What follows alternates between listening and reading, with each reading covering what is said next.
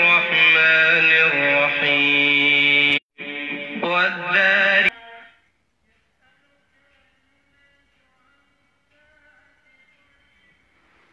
أعوذ بالله من الشيطان الرجيم. بسم الله الرحمن الرحيم.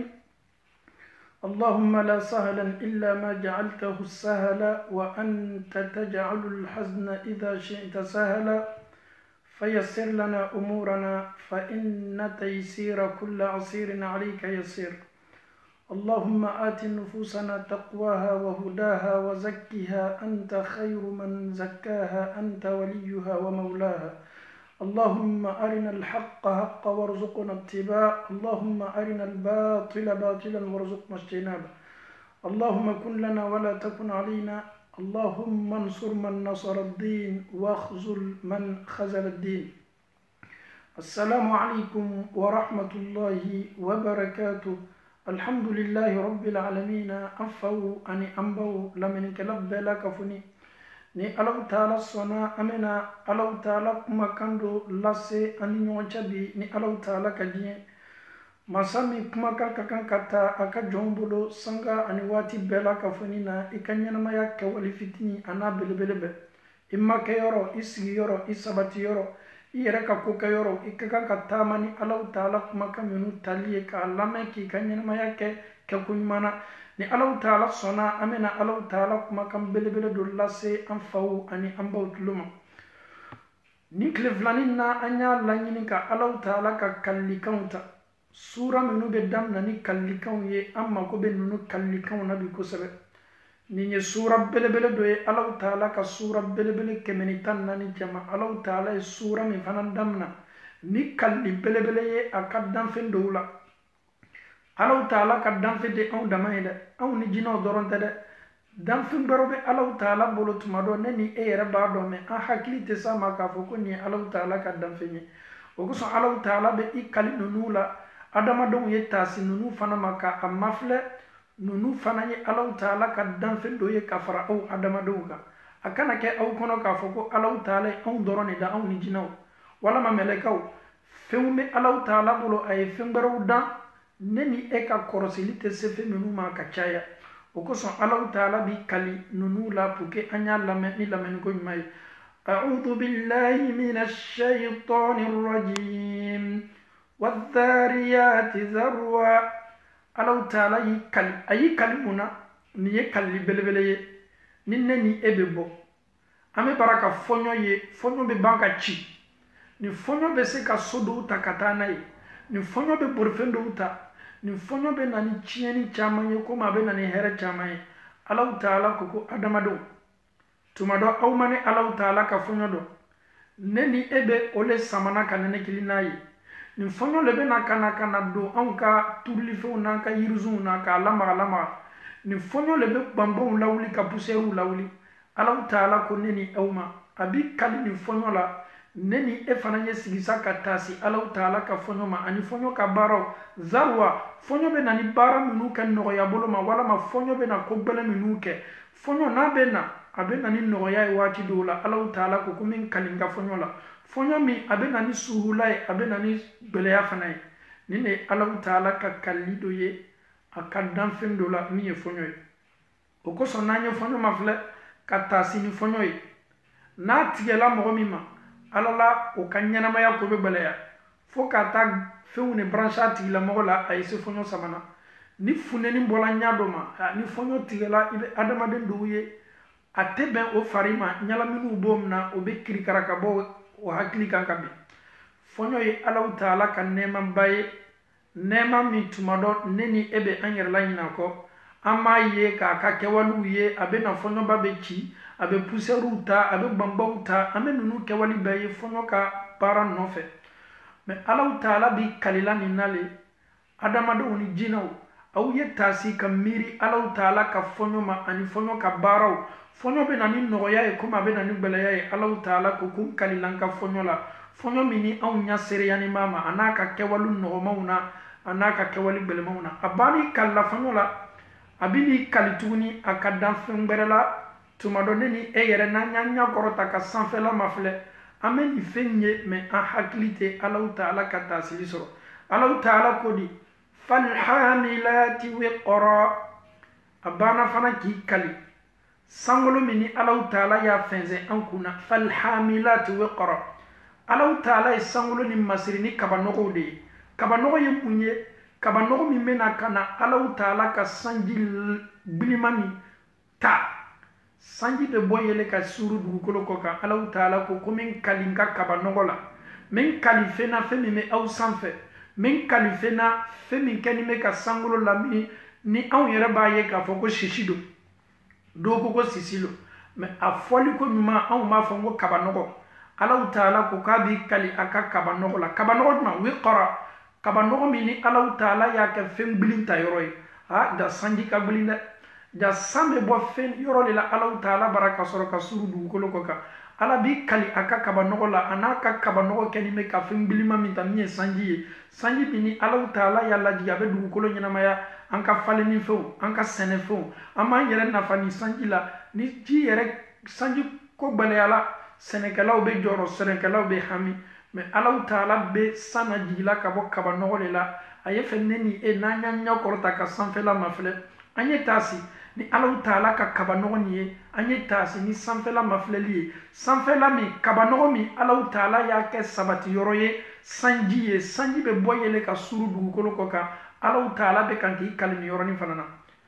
ja a bɛ komi ne ni e ye an ɲɛ kɔrɔta sanga ni waati bɛɛ ka sankolo mafilɛ an ka kan ka taasi Allahu Taala ka sankolo la an ye taasi Allahu Taala kɛni bɛ ka sankolo masiri ni sisi min ye ni an ko a ma ko kabanɔgɔ taasili jumɛn Allahu Taala kɛni bɛ ka sanji garde yen ne jani sanji ye na ka na lajigin dugukolo kɔ kan Allahu Taala ko k'a b'i kali talifɛn min bɛ anw sanfɛ min ye kabanɔgɔ ye min bɛ fɛn gbilinw doni min ye sanji ye Allahu Taala y'i kali o la adamadenw an ye taasi Allahu Taala ma nin tɛ baro lankolon ye k'a fɔ ko Allahu Taala kɛni bɛ k'a kɛ a ka jɔnw ye nin ye taasili baro ye nin ye hakili sɔrɔ baro ye nin ye kawandili baro ye ka Allahu Taala ka danfɛnw mafilɛ k'i yɛrɛ kawandi k'i yɛrɛ wajibi k'i yɛrɛ lali k'a dɔn k'a fɔ ko Allahu Taala ye nin fɛn kelen kelenna dan a y'a dan hikima do kosɔn a m'a dan gansan ale Allahu Taala ko a yɛrɛ ma kuranɛ kɔnɔ ko ale Allahu Taala ma sankolo ni dugukolo dan ale Ala ma kɛ tolonkɛla ye a ma kɛ tolonkɛmasa ye a ka danni na Allahu Taala ka danni ka se ni tulo ma Allahu Taala cɛ ka jan tolo ma a yɛrɛ ko ni tolonlɔgɔ tun b'ale Allahu Taala la k'a fɔ k'a ye danni minnu kɛ n'a tun bɛna kɛ tolon danni ye Allahu Taala to k'a tun bɛ tolon dan tolo min fanga tun bɛ wara anw hakili ma subhanallah i bɛ anw ye bi tolonkɛyɔrɔw bɛ an bolo lasawa yɔrɔ bɛ an bolo mɛ Allahu Taala ko n'ale Allahu Taala tun k'i sɛbɛ don a ka tolo ma anw kan bɛ minnu ma ko tolon Allahu Taala ko k'ale ka tolo fanga tun bɛ bonya ni bɛɛ ye ale Allahu Taala ka se ni tolo ma a yɛrɛ ko ne ni e ma kuranɛ selimanba kɔnɔ ayahsabu l-insanu an yutraka suda a bɛ adamaden kɔnɔ le k'a fɔ ko ni Allahu Taala k'a dan tɛ gansan k'a to ten ten kuma k'a ka danni na Allahu Taala y'i dan bil haqq ni tiɲɛ danni de ka ban k'i bila tiɲɛ baara la ka ban k'i bila tiɲɛ lamɛnni na ka ban fana k'i bila tagasili la ka tolow d'i ma a yɛrɛ k'i ma kuranɛ selimanba kɔnɔ alam naj'al lahu aynayn wa lisanan wa shafatayn wa hadaynahu najdayn Allahu Taala ko k'a ye dagolo fila d'i ma dagolo fila min bɛ nɛn ma dɛmɛ ka kuma k'a mɛn ko n bɛ kuma walama kumakan lankɛnɛmaya ni mɛ mɔgɔ bɛ kan ka kumakan faamuya ja Allahu Taala ka fɛn dɔ de da min bɛ nɛn sabati kuma fɔli la o ye dabolo ye Allahu Taala ko adamaden yala ne Allahu Taala le ma dabolo fila di aw ma wa lisanan ne Ala le banna fana ka nɛn di aw ma wa shafatayn Allahu Taala ye an da alam naj'al lahu aynayn a ye ɲɛ fila di an ma wa lisanan a banna ka nɛn di anw ma wa shafatayn a banna fana ka dabolo fila di anw ma dabolo min bɛna ka na nɛn sabati fɔta la ni nɛn bɛ kuma waati min ele ni ne ye misaliya ta ni ne ni e bɛ fɛ ka kuma i bɛ misaliya fitinin ta ele y'i da waga y'i da la ka i da waga ni ye to i y'a fɔ k'i bɛ kuma i b'a ye i kumakan yɛrɛ i t'i yɛrɛ faamu ele da la ka nin bɛ i da tɛ jigin a tɛ yɛlɛ k'a fɔ ko ele y'i da la ka nin to ten ka kuma i ka kumakan tɛ faamu e min yɛrɛ bɛ kan ka kuma i b'a dɔn k'a fɔ n bɛ kuma min na Ala la nin tɛ kuma ye kuma min bɛ se faamuyala lamɛninaw bolo o kosɔn Allahu Taala k'i to a ka foniseriya n'a ka mansaya belebele la a ye ɲa fila di anw ma a ma dan anw ma a banna fana ka nɛn di anw ma a tilala o la ka nɛn fana masiri ni dabolo fila ye ni nɛn bɛ kuma i b'a ye dabolo bɛ lamaga ne bɛ kan ka aw kuma ɲɔgɔnya sisan ni nɛn bɛ kan ka lamaga dabolo fana bɛ tugu a bɛ dayɛlɛ parce que kumakan dɔw bɛ yen n'a bɛ bɔ fo dabolo ye datugu le kumakan dɔw bɛ yen n'a bɛ bɔ fo ye kɛ ka sɔrɔ dabolo dayɛlɛlen bɛ kumakan dɔw bɛ yen n'o bɛ bɔ fo nɛn ye kɛ nɛn ye kuru le fɔlɔ kumakan dɔw bɛ yen n'o bɛ fɔ fo nɛn ye yɛlɛ sanfɛ kumakan dɔw bɛ yen n'o fana bɛ bɔ fo nɛn ye sabati duguma ni ne Alahu Taala ka masaya ye a ko di ne ni e ma k'ale Alahu Taala le ma ɲa fila di anw ma wa lisanan wa shafatayn ale Alahu Taala tilala o la ka nɛn di anw ma ani ka dabolo fila di anw ma an bɛ Alahu Taala dali ka faamuyali ko ɲuman di an bɛɛ ma Alahu Taala bolo Ala m'o kɛra ni ne Alahu Taala ka danni ye a bɛ n'i kali fɛn wɛrɛ la min ni kaba nɔgɔ tɛ kelen ye Alahu Taala ko bismillahir rahmanir rahim wadhariyati dharwa falhamilati wiqra faljariyati yusra Alahu Taala bana k'i kali mufassirinaw ye jariyati ni o ye kɔrɔ belebele fila da la a dɔw ko Alahu Taala ka laɲini ye lolow le ye lolo minnu ni Alahu Taala ye u ka taasila taamali la nɔgɔyaw ye a dɔw yɛrɛ ko ko Ali ibn Abi Talibu Alakira burankɛ ni a dɔgɔcɛ Aliyu ye fasari jumɛn di nin na k'o le ye kulun belebelew ni baton belebele minnu bɛ boli ji kan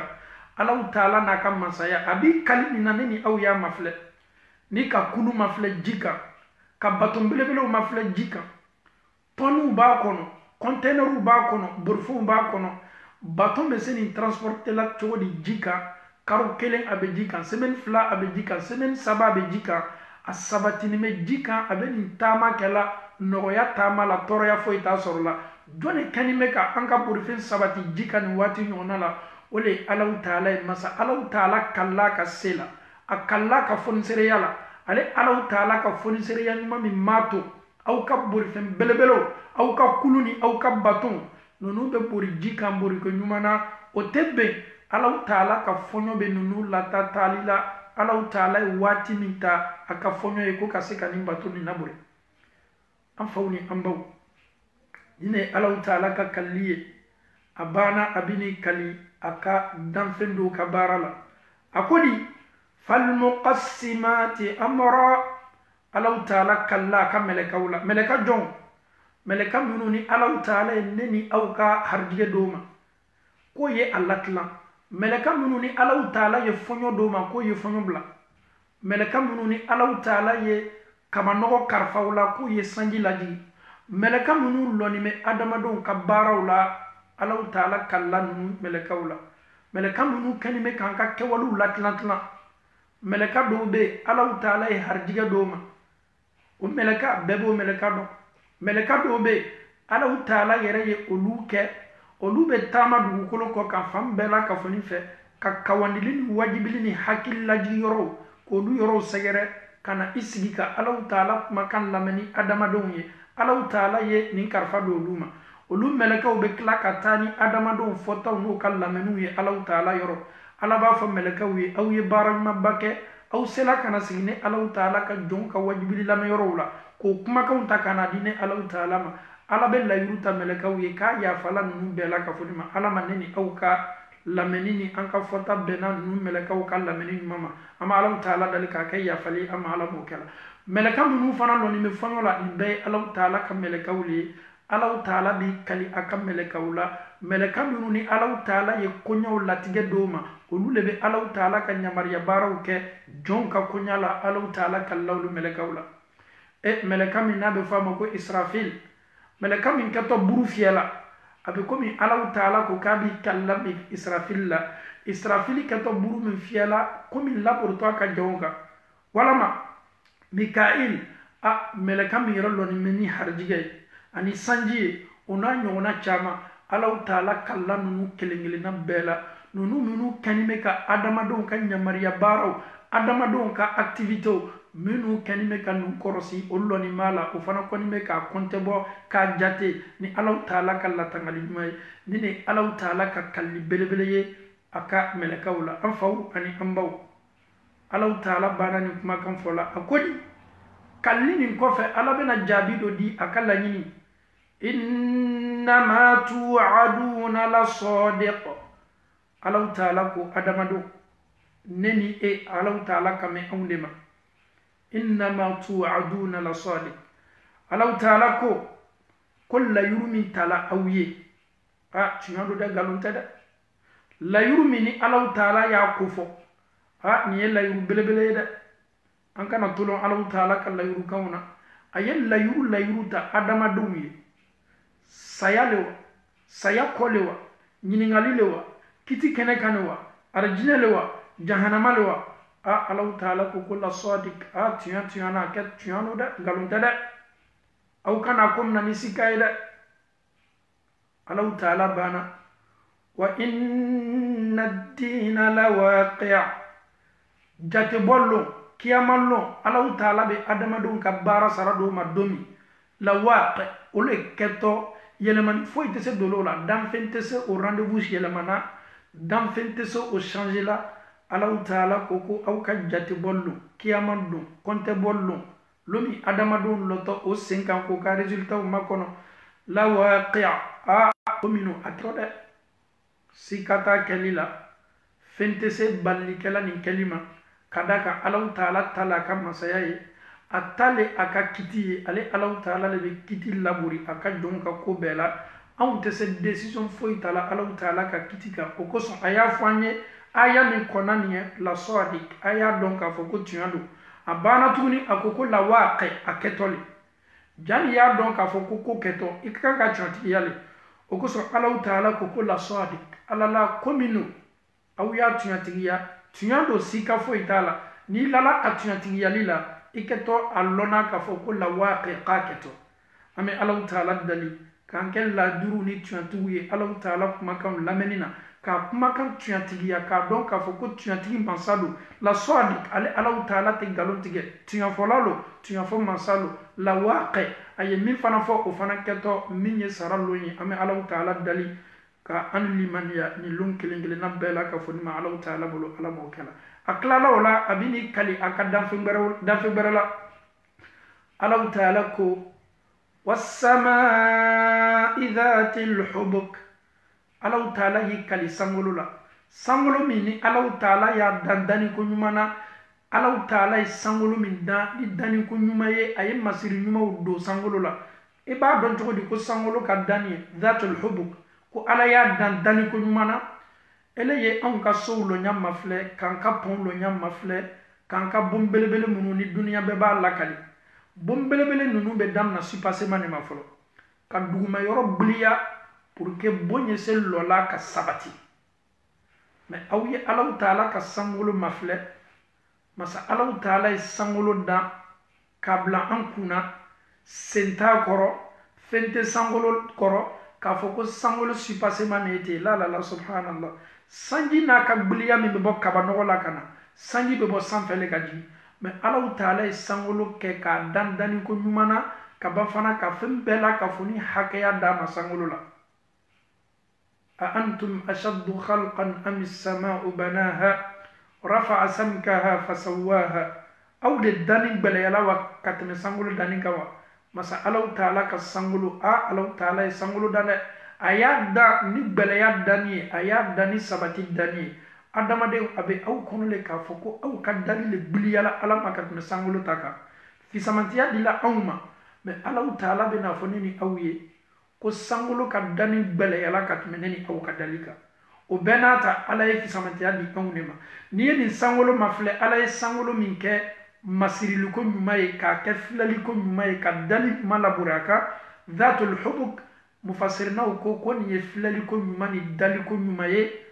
Manzor Jamil Allah ta'ala ye dalil mami laburi sangolo ka ala yere ba fo anyi qur'ana aya berala kwanye maflali ka sangolo la thumma rji'il basara karratayn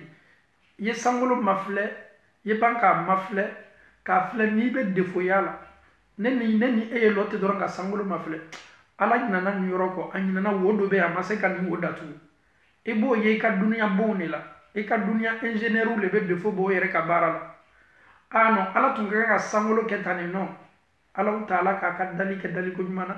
défaut tɛ sankolo la Allahu Taala y'a da daniko ɲuman na mais anw bɛna baara kɛ anw ka dɔgɔtɔrɔbaw anw ka médecin baw anw ka ingénieur baw o kana da baara kɛli ma baara kɛli kɔ o bolo bɛ taa défaut dɔ sɔrɔ a la i bɛ bon dɔw ye a labɛnni kɔ tile kelen tile fila i b'a ye k'a fɔ installation min kɛla défaut b'a la i bɛ bon dɔ ye a dali kulenin kɔ ingénieur bɛ na k'a fɔ ala la dali min kulela nin ala la ciment cayala kojugu walama gravier minnu donna ciment na olu gbeliyala walama nɛgɛ min yɛrɛ donna bon na nɛgɛ fanga ka bon bon ma donc walama nɛgɛ min donna la walama nɛgɛ fanga ma bon bon ma adamaden de bɛ défaut bɔ waati bɛɛ a yɛrɛ ka kɛ wala hali n'i tagala examen la i dali min yɛrɛ la examen la n'i bɔra examen yɔrɔ i b'a fɔ ko est ce que ne ma ɲinɛ nin yɔrɔnin kɔ e yɛrɛ bɛ si ka i ka baara kɛli na o masa tɛ Alahu Taala ye masa Alahu Taala ye sankolo da k'a kɛ daliko ɲuman ye ka dali min dafa k'a sabati sen tɛ sankolo kɔrɔ kuma tɛ k'a fɔ k'a kɛtɔ benna anw kan e bɛ mɛn maçon ye la e bɛ mɛn ingénieur ye la k'a fɔ ko ingénieur ka bon dɔ lɔ sani dugu cɛ fɛn t'a kɔrɔ karamɔgɔ cɛ n m'a fɔ n k'i t'a ye dɛ o ingénieur ma wolo fɔlɔ dugukolo kɔ kan k'a ye dali la sen tɛ dali kɔrɔ dali dɛnni bɛ sani dugu cɛ e bɛ se o kɛla cogo di ka d'a kan Alahu Taala ta la a ka masaya ye ale Alahu Taala kelen pe le ka kan nin baara la an bɛ Alahu Taala dali ka an kɛ taasirila ye Alahu Taala ka sankolo ɲuman ma a ye sankolo ɲuman min dan daliko ɲuman na ka hakɛ bɛɛ la ka fɔ nin d'a ma dali min ni anw ka dali tɛ kelen ye dali min ni ala y'a da daliko ɲuman na an faw ani an baw Alahu Taala b'an ko di innakum lafi qawlin mukhtalif adamadenw ne Alahu Taala ye nin fɔ aw kɛlen bɛ ka dɔ wɛrɛ fɔ ne Alahu Taala ye nin fɔ aw ye aw fana kɛlen bɛ ka dɔ wɛrɛ fɔ aw yɛrɛ ni ɲɔgɔn cɛ yɛrɛ aw fana bɛ ɲɔgɔn kan kuma na aw kɛlen bɛ ka Alahu Taala ka tunya sina ɲɔgɔnna fɔ mukhtalif kuma min fɔra ala bolo ani min bɛ kan ka fɔ aw bolo aw fana bɛ ɲɔgɔn kɔ o kosɔn Alahu Taala ko sura wɛrɛ la أعوذ بالله من الشيطان الرجيم بسم الله الرحمن الرحيم عما يتساءلون عن النبأ العظيم الذي هم فيه مختلفون الذي فيه نونو يرى نونو كافرو non seulement o ye Alahu Taala ka wuli saya kɔ o y'a mina k'a kɛ nkalon ye o yɛrɛ fana ni ɲɔgɔn cɛ o fɔna Alahu Taala kumakan kɔ o yɛrɛ fana ni ɲɔgɔn cɛ o bɛnnen t'a la a dɔw ko tuma dɔ a kɛtɔ a dɔw ko k'a kɛtɔ tɔ donc Alahu Taala kumakan min fɔla a bolo ko kɛwale ninnu kɛtɔ ninnu ye kuma bɛrɛ fɔ min ni nin tɛ kelen ye ninnu fɔna Alahu Taala kumakan kɔ o y'a kɛ sɔsɔli ye o ye kuma bɛrɛ fɔ min tɛ Alahu Taala ka laɲini ye o kosɔn Alahu Taala ko ninnu fila ka fɔ wuya fɔlaw ma k'o ye cidenw kumakanw sina fɔ o ye kuma bɛrɛ fɔ min ni cidenw kumakan tɛ kelen ye ninnu ye Alahu Taala ka kumakan min ye kuranna ye o ye kuranna ka tunya mina k'a kɛ nkalon ye o y'a kɛ wuya ye o kosɔn Alahu Taala ko yu'faku anhu man ufik mɔgɔ cɛ janyatɔ nin tunya na mɔgɔ minnu ma la Alahu Taala la mɔgɔ cɛ janyatɔ limaniya la mɔgɔ min ye Alahu Taala kuma mina k'a kɛ wuya ye o kɔrɔ ye di komi aw ma da la aw tɛ na ala la ala fana ka ninnu dusukun cɛ janya limaniya ma ala ye min fɔ e ko k'i ma sɔn komi i ma sɔn limaniya min b'a to i bɛ sɔn ala fana ye ninnu hakili cɛ janya ka bɔ limaniya la o tɛ na lɔnna o tɛ na sɔnna ka d'a kan olu ni limaniya bɛ komi san ani dugu o cɛ ka jan ɲɔgɔn na komi aw banna ala fana ye aw ide bɛɛ la ka fɔ ni ɲɔni ka bɔ yen ide min b'a to aw bɛ tiɲɛ o kosɔn Alahu Taala ko yufaku anhu man ufik mɔgɔ kɛtɔ cɛ janyana ka bɔ tiɲɛ ma kuranna ma mɔgɔ min ye kuranna mina k'a kɛ nkalon ye i y'a mina k'a kɛ nkalon ye i fana tɛna se la faamuya la i hakili tɛna se la ta la ka d'a kan i ma la Alahu Taala la Alahu Taala banna ko di utila al-kharrasun Alahu Taala ye wuyafɔlaw danga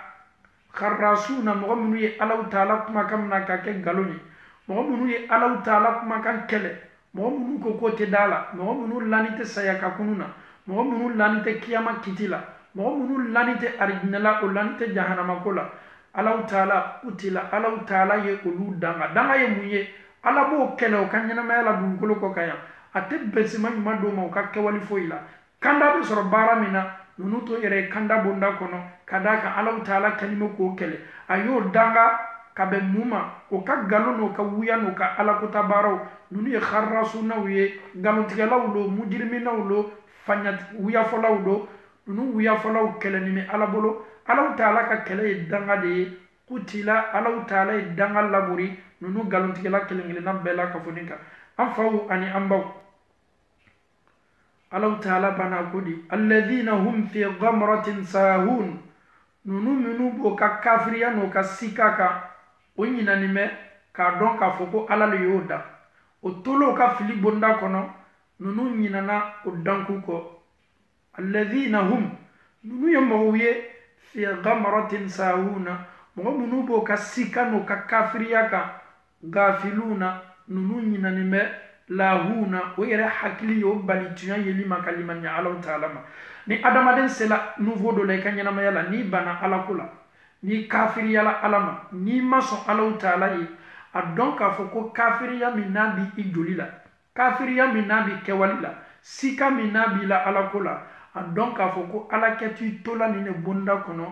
e yɛrɛ a bɛna se nouveau dɔ la ni Ala sɔsɔ baara bɛ kɛ e ɲɛnɛ k'a fɔ ko nin ye tiɲɛ ye i b'o ta k'o kɛ réalité ye i banna tiɲɛ min ma tiɲɛ nin bɛ k'i ɲɛnɛ wuya ye Alahu Taala ko ko nunu b'o ka wuyaw le kɔnɔ o ɲinanin bɛ o filinin bɛ foyi tɛ se o bɔla a kan o kosɔn Alahu Taala kumakan seliman dɔ bɛ kuranna kɔnɔ ni aya ka kan ka an bɛɛ kawani ka an bɛɛ wajibi ni aya Alahu Taala ko ni aya kɔnɔ ko n bɛ nunu to o ka dagamu na n bɛ nunu to o ka Ala sɔsɔ la o bɛ nafolo sɔrɔ o b'o diyanɛkow kɛ a yɛrɛ bɛ taa kɛ adamaden hakilima ni mumini dɔw ɲɛkɔrɔ ko ninnu dɔ bɛ kan ka Ala sɔsɔ Ala yɛrɛ kɛlen bɛ ka fɛn bɛɛ d'o ma n'i ye Ala kotala ye mɔgɔ min bɛ Ala sɔsɔ mɔgɔ min kafiriyani bɛ Ala ma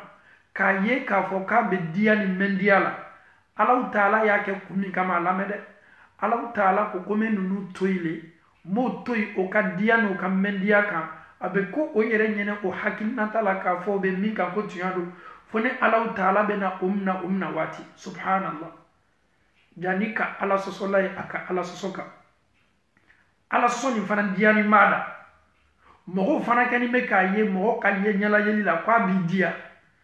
ka sɔrɔ a b'i diya kɛwale min na Ala le kɛlen bɛ k'a to nin bonda kɔnɔ dususuma yɛrɛ t'a kan fo Alahu Taala bɛna a mina waati Alahu Taala ka waati min sigi a mina la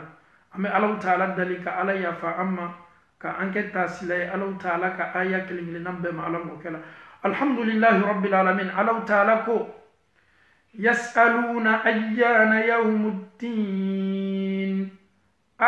Muhammadu nunu kɛlen bɛ k'i ma ɲininka sallallahu alaihi wasallam o ka kafiriya yɛrɛ ye o bila ma ɲininkali na yas'aluna nunu bɛ ma ɲininkali kɛla ayyana waati jumɛn yɛrɛ le wa yawmuddin kiyama lo min ko fɔla ni Muhammadu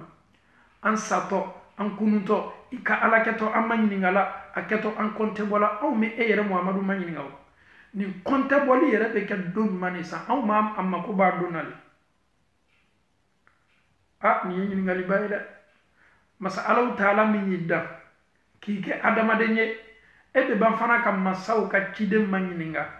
ko i tigi Ala ye min fɔ k'a bɛna anw kɔntɛ bɔ an ka kafiriya la anw yɛrɛ b'i ma ɲininka est ce que i bɛ se a don ko fɔla an ye wa kiyama lɔ sara lɔ ye lɔ ɲuman ye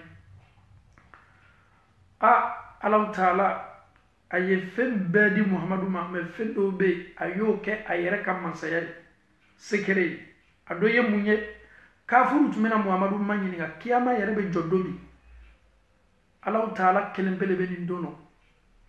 kiyama bɛ jɔ don min a lɔnni tɛ Muhammadu bolo a lɔnni tɛ mɛlɛka bolo fo ni Alahu Taala diɲɛna ka a waati kofɔ a ka jɔn ye n'o tɛ jɔn fosi tɛ nin kalama tɔgɔmasɛriw fɔla a la Alahu Taala y'a tɔgɔmasɛriw kofɔ kuranna kɔnɔ a yɛrɛ y'a fɔ ko kiyama don iqtaraba linnasi hisabuhum ko masurunyali kɛla adamadenw na lɔlɔ na iqtarabat saa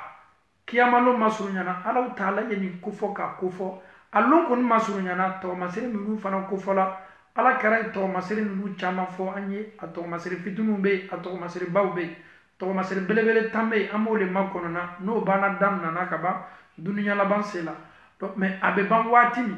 akoni dunya be ban jumalondo lela o ko son sahabaw ani as-salaf as-salih mo muslana alane ani ala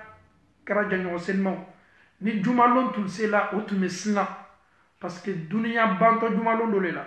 sanju ma jumalone Allahu a'lam sami nato o jumalone wa Allahu a'lam santan ko fa o jumale wa Allahu a'lam a jumalon ke to sanju ma jumalone la Allah ta'ala li bodo me jumalon ko ni sika fo itala Allah ta'ala am fa dama da jumalo ayi am fa dama la do arjina ko jumalo ayala di du golo ko kan jumalo Allah ta'ala be na dunya laba jumalo do le fanana me Allah ta'ala be dunya laba sami ninsa Allah ta'ala kelene ba do ne mais ablay kuna ablay ka calcul la kwa wati yere manja anna wati ni kumuruni no Allah ta'ala ka jatela mais an ka jatela an maye ka foko wati jando na bana fora ko wati kumuruni wati ni mesesela bi wala masini ni Allah ta'ala diena anaka masaya Allah karanna nakata sallallahu alaihi wasallam afola ko Allah karale ci ka labani ne mani kisi baye sallallahu alaihi wasallam o sani bije sanwa keleni ko an memu makono nako ka ben dunya laban ko ma dunya laban adon ka fo ele ere kani ka calcul blola eni terimi tu nyon fe o sala o ka dunya bana deja ni ere bana sala ebe makono ni makati ni dunya labana neni sayabe kanka an mafle anya dala tile kono wati be ni saya labor la min ka dro ka dunya bana yere makoto tuguni ka dunya laban makono parce que ka dunya bana ka bini innim na ni tadomi bola ni nyana maya la donc ka kaburu nyana maya damnana ngona mbola ya mita nyana maya flana ndila no yere masa dunya laban yere masa folo etala do an kelengele nam bela ka funi saya bena anta watimi saya kasu anna an nyina ni me saya min ko me saya kasu anna kateme an kan nyinaka ni yam ko tuya ame kuma minu fo an nyon cha ni tuya min kabo ni tuya be wole saya namarate tuya min wole saya marasalite tuya min wole saya ale te na ka fo ka bi nega ki diane ka fi nyene ka soro ki mina de ale be nane i sonna imason abene innim na ila ayretika autorisation manyininga abito li halalam na makotola abito situation mina makotola ka fo alalambola ka tadema ya ka daili menyini amakotola alalameta ka tamba ka furasa ni mata furasa ni wati nyona la kana mbani betola amakotola mbasa ne disorolani ni ne sala kan deni to kiningini no saya makofo itola ni ya mako tunya mi kaboni tunya be wole saya Allah Ta'ala ye mone belebele mi bo ayerela flanga fo be ala neni dotibe ala neni flanga fo be asawna ko be fo Allah Ta'ala ma meni ke ala la meni fo ala ma Allah Ta'ala te foi fo aba diane kambe fo kafuru bo diane kambe fo Dieu n'existe pas le philosophe affaire de Dieu là même ça n'existe pas nous bo o diane kambe fo ali anyere bade islama minu nyina na ko yere ko no ko yere tubabula islam ya koni est-ce que tu as ben nawa et vous parlez toujours de l'islam est-ce que c'est vrai est-ce que wallahi aujourd'hui nous connaissons des gens wallahi ils ont délaissé l'islam non seulement ils se disent que nous sommes des blacks nous sommes des africains il faut lutter pour nos causes subhanallah adama den do be du ko ni koka olu nyina na dina ko o ye dina e kato olu koko olu be kozi min défend ole ye farafinya ye olu yera ko tumado Allah Ta'ala e farafinya min ke aye farafinya ke ni hakele ama farafun gasi doma aye farafun to kofe o adama den hakili do le chama me bidu ko koka olu yera islam ya e kato min fana ka duna baye ni muso min bena ni te suma ikanyara maya chena. Non, nous les Africains, nous sommes derrière. Il y a d'autres même qui me posent la question, mais alhamdoulillahi rabbil alamin. Avant, on essayait de leur donner une réponse. Est-ce que Bilal s'est marié? Il était parmi les disciples du prophète. Il était noir. Ils se sont foutus de Bilal. Subhanallah. Vous parlez des choses que vous ignorez. ni adamaden bana mɔnɛ bilala tuya ɲɛ ka ban i tɛ foyi dɔn kɔ. Est-ce que vous connaissez réellement Bilal? Il était noir, il était fier d'être noir. Et il était parmi les disciples du prophète. Bilal, a ka place soro ala kɛra ka sahaba u cɛma tɔw ma place min sɔrɔ. Je vous donne seulement un exemple sur Bilal. N'aw bɛ Bilal le ta la, Bilal ka fisa ni aw ye. Bilal yɛrɛ tolo tɛ aw ka manamanakan lamɛnna. Ni aw b'aw ka farafinya kɛlɛ kɛ, aw y'a kɛlɛ kɛ, a ye ala kɛra ka sahaba cɛ selima ni tɔw bɔ aw ka kɛlɛ la. Parce que ni yɛrɛ mako tɛ aw la, a yɛrɛ miiriya tɛ aw ka manamanakan na. Ala kɛra nɛma ni kisi ba ye, aw y'a lamɛn kosɛbɛ dɛ. A y'a yɛrɛ ye a ka suko la, a sunɔgɔla londo a suko la. Ala kɛra ka suko bɛɛ ka yira de ye.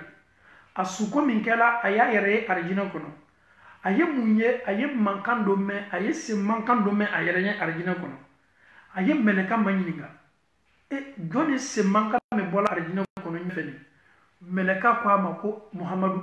k'i ka seliwelela min tɔgɔ ye ko Bilal, ko le sen mankan min bɔla ni ya salam. Ala kɛra dugusa bɛɛ min kɛla, a ye Bilal ma ɲininka ko Bilal, n sukola kunun ka n yɛrɛ ye arijinɛ kɔnɔ mɛ n ka kabako ko dɔ ye o fana fanga bonyana. Bilal ko ala kɛra ko ye mun kabako ye?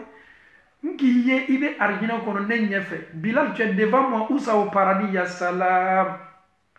Un noir, hein? Bilal, il était devant le prophète au paradis. Quand vous parlez de Bilal, parlez sur le plan positif. Ala kɛra Bilal ma ɲininka ko Bilal, n bɛ fɛ k'a lɔn baara ɲuman jumɛn kɛl'i bolo min y'a to i y'i yɛrɛ ye arijinɛ ni parti nin na ne ɲɛfɛ. Bilal ko ya Rasulallah, ala kɛra ne bɛ se baara kɛla cogo di? Baara min bɛ se bilalile ala kɛra ɲɛ. A ko ala kɛra ni hakili jigila waati waati ko n tɛ seliji la, n bɛ seliji ta ka lɔ fila seli. Bilal ka seliji ta ni lɔ fila seli min kɛla sababu ye Bilal bɛ arijinɛ kɔnɔ. Bilal yɛrɛ arijinɛ kɔnɔ den de. Alhamdulillah, ala kɛra n'a sukola baara baara la, o baara kɛtɔ le Bilal bɛ arijinɛ kɔnɔ. Ne ni e ka kan ka jɔrɔ an yɛrɛ le ta la wa walama ka Bilal ta? An faw ni an baw. Ala kɛra ka misiri belebele baana min kɛ. Arabu bɛɛ lɔnni bɛ, Persiw lɔnni bɛ, Salmanu. Ala kɛra ka jama cɛma, a ka mɔgɔ min choisi ko k'a k'a ka seliwelela ye officiel, o kɛla Bilal le ye. Silamɛw, lɔyɔrɔ jumɛn bɛ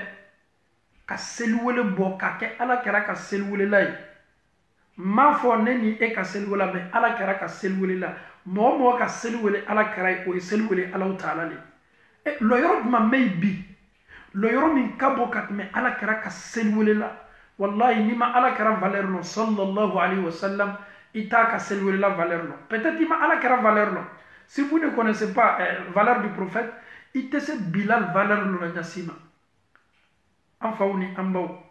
jani ye Bilal ko ta, Bilal ni ala kɛra sallallahu alayhi wa sallam, o diyala ala kɛra ye kosɛbɛ. Bilal fana ye ala kɛra kanu sallallahu alayhi wa sallam. O kosɔn ala kɛra ka saya fɛ, kɛra ka saya fɛ, a tun tɛ se a ɲaji kɔrɔ. N'a tɛmɛna kɛra ka soda la waati waati a bɛ kasi, a bɛ kasi. A ye décision jumɛn ta sa? Ne bɔtɔ Maka ka taa n sigi fan wɛrɛ fɛ, parce que ala kɛra tun ka d'a ye. Ale bɛ tɛmɛ bonda la waati waati fo a ye kasi le. Ala kɛra dɔ ka misiri b'a ka so kɔnɔ le. A nana ka na Abubakar Sidiki sɔrɔ. O waati Abubakar le bɛ silamɛw ɲɛfɛ ala kɛra ka saya kɔfɛ. A ko Abubakar Sidik, silamɛw ɲɛmɔgɔ, n nan'i fɛ yen, n ɲɛfɛ ka voyager le ka Madina bila. N tɛ se ɲaji kɔrɔ waati waati ni n tɛmɛna ala kɛra ka so da la ɲaji bɛ bɔ. Subhanallah. Ni e b'i ka kɛlɛ kɛ ni Bilal le tɔgɔ ye, i ni Bilal bɛ komi 102. Mɔgɔ wɛrɛ ta y'i ka révolutionnaire ta comme o le kuma ka di aw ye. C'est des révolutionnaires. Ils se sont battus pour les causes des Noirs. Ils sont comme ça. Nous, anw bɛ cause kelen pe min défend i gbɛla i finna, o tɛ anw ka problème ye. Arijinɛ kɔnɔdon mako t'o la, kaburu mako t'o la, kaburu ɲininkali mako t'o la. Anw bɛ cause kelen pe min défend, o le ye ka silamɛya kɛ ko ɲuman na, saya ye na an sɔrɔ o la. An ye sa ka sɔrɔ ni Alahu Taala ka di, anw danna o le kama. Ala ko k'a k'an dan bato le kama. E kɛni bɛ ka kumakan min ta, e min yɛrɛ bɛ révolution kuma fɔ la, i ka seli dafanin tɛ, i ka sun dafanin tɛ, i yɛrɛ wari b'i kun, i bannen bɛ ka taa hiji la, e yɛrɛ bɛ exemple ma di adamadenw ma. Bilal bɔla, Abubakar ko ko Bilal i jɔ, isabari yeseli wele yeto misiri la ka madame barala Bilal ko Abubakar Sidiki ede yenne kankoroya kambo jonyala silamaya kun folo fe Bilal tume torola atume jonyala mo minnu bolo adomi kala silamaya la ka to aka jonyala amatu ya toro o ye kabakurunta ka la disika Abubakar temento Abubakar nyala la Abubakar nana kana wardi nunuma ko ye sabari o ye Bilal bla o ya kankoroya Bilal ye bo jonyala ale le ka kan na foluta ka Bilal bo jonyala ka di aya ka horoya soro silamaya yere barala Bilal ko Abubakar komi edebe silama nya febi ne do be fe ka bole kata e ko nyi madame na soro ikane bo jonyala ikan kankoroya ala le koso Abubakar Sidiki me nyini fe ya to nyeta parce que ntese tola Madina konoko mais na soro ikan kankoroya i yere le koso ka fo alala Abubakar ye Bilal bo jonyala ka fo ka keto Abubakar le servila ntoto yan ka baraka di subhanallah Abubakar Sidiki tolo do la ni kuma kan na minke ako Bilal alala mato yeta parce que ni kankoroya Allah taala dorone ko so Bilal bola kata siri jamanaka ay watinin kay riwaya ya fo kwa ye ala kara ya ka sukola sallallahu alaihi wasallam ko ala kara ye nyana suma ko fay a Bilal akela famay Bilal ni na ala kara ko donc ni ne kela Bilal seginya e kana Madina ko kabena bo ala kara ma sallallahu alaihi wasallam annam kela ka bo ka voyagila aklena ala kara ka soma kadaka ala kara ka burbeedi annana kana duwo ke ala kara ka burkan sallallahu alaihi wasallam ala kara muso ani ala kara mamadu uluye Bilal Hassan ni Hussein Aisha yayi nunu tumena ka Bilal demsa nunu nana kana inoro Bilal la Bilal amena kiye Bilal ido nyina na anko amama che kasaya ko anti la ko nunu ko Bilal ye selwele parce que ben natani tuma ka selwele la Bilal to yella yuruta akoko ala kera kofe ale tena selwele la mo si subhana wala kera ka selwele la le ayo titiri soro o titiri kiamando aba bolo korota no titiri e mi kati titiri e bi bolo korota ni titiri mi ko farafinya wallahi islama ni e ko farafin ko jonkela awnale ye Allah taala ka dalilini e min ko farafin ko Allah taala nyina no ko ye Allah taala ka dalilini Allah taala ka adama de beda ambe yekele ni an ka mansaw yo ta ka sonyali yo bana barama aw man yara ku ne jaraki ala ko kwale ma adama de foi toroya foi bla adama de koro foni aw yara ye min toroya bla koro mo an ka ministry kele me se ka mo million nani kan na folo dum foi te boala an ka ministry be se ka mo million loru kan na folo dum foi te boala e an metu bla sharia kalama ministry ni ye itugum jama kan na folo la ele tede ali de o te ministry yake parce que ibe manogo ya kaje de manogo an ka president o bena kana chateau lo no lu yere bana sigila jamana kuno o lu yere nyene ka fo ko lu le jamana da an ka toroya be an yere de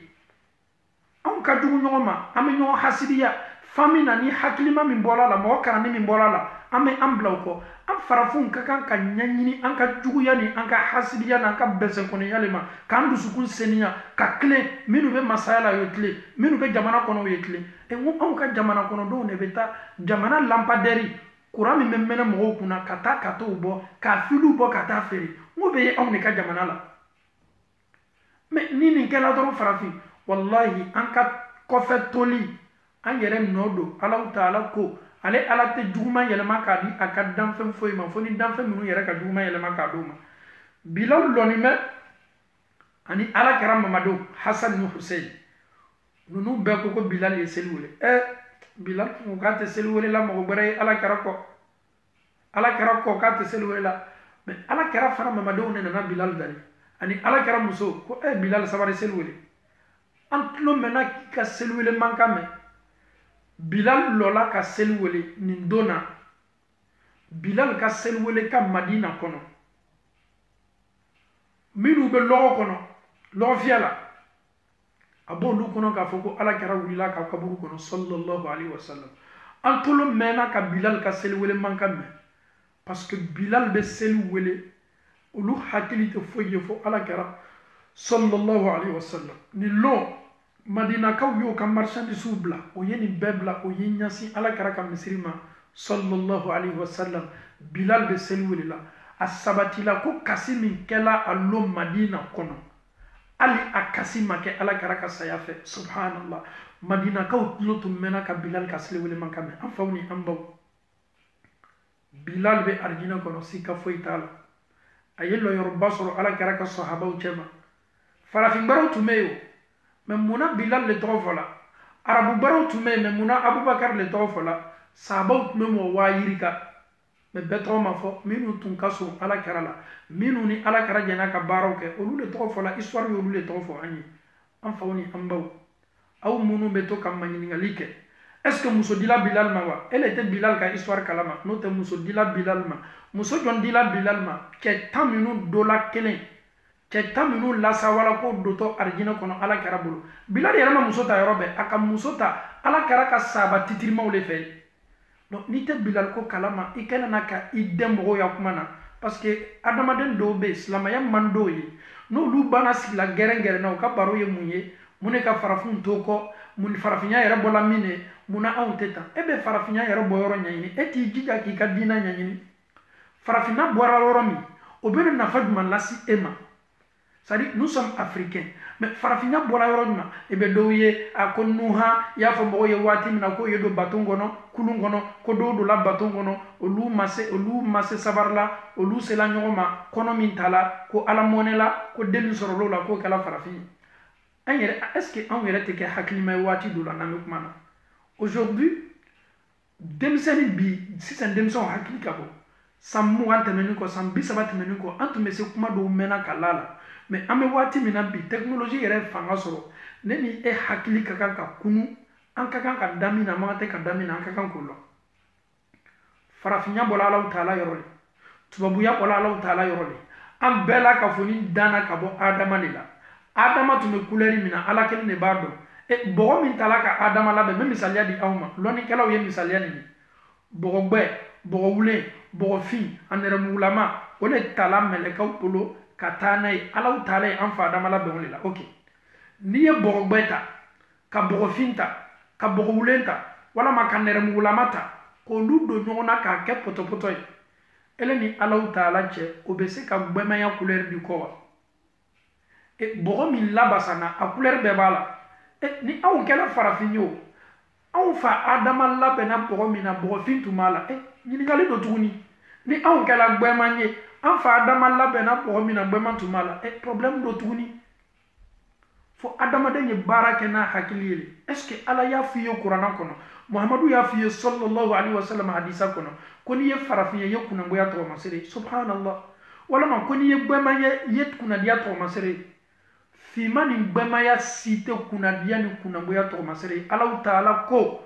ala kɛra y'a fɔ a ka kutuba laban na arafa kɛnɛ kan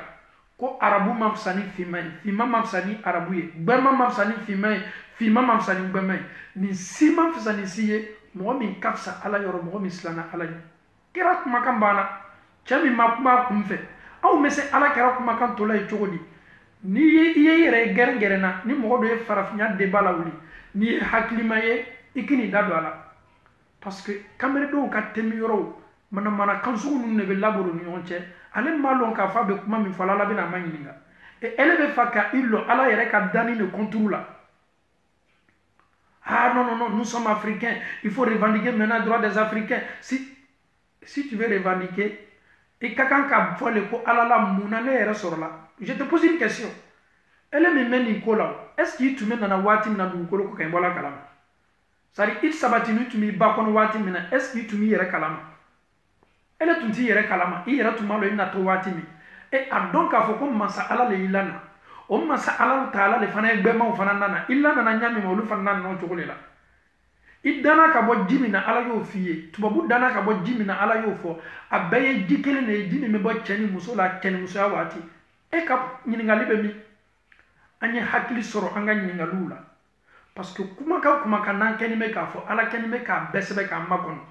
ni i b'i ka farafinya kɛlɛ kɛ i ye taa jamanabaw la o bɛ farafin fagala yɔrɔ min na marifa la i ye taa kɛlɛ kɛ yen n'o tɛ anw ye silama ye al ni mɔnɛ dɔ la farafinw na anw bɛ to an ka diina kɔ k'a dɔn k'a fɔ ko tubabu minnu kɛlen bɛ ka nin kɛ olu hakili le to olu la n'o tɛ Alahu Taala ka danfɛn bɛɛ ye kelen farafin minnu fana kɛlen bɛ ka tubabu kɛlɛ ni nin hakilinata ye an bɛ dugawu kɛ olu fana ye an bɛɛ la ka fɔ ni Alahu Taala ko an bɛɛ bɔra Adama de la an bɛɛ la ka fɔ ni dana ka bɔ Adama de la i m'a mɛn k'a fɔ ko farafinw dana ka bɔ jinɛ la i m'a mɛn ko tubabuw fana dana ka bɔ jinɛ la anw ni olu bɛɛ la ka fɔ ni dana ka bɔ Adama de la Adama de den ye anw bɛɛ ye munna anw bɛ ɲinɛ nin kuma kɔ farafinw bɔla min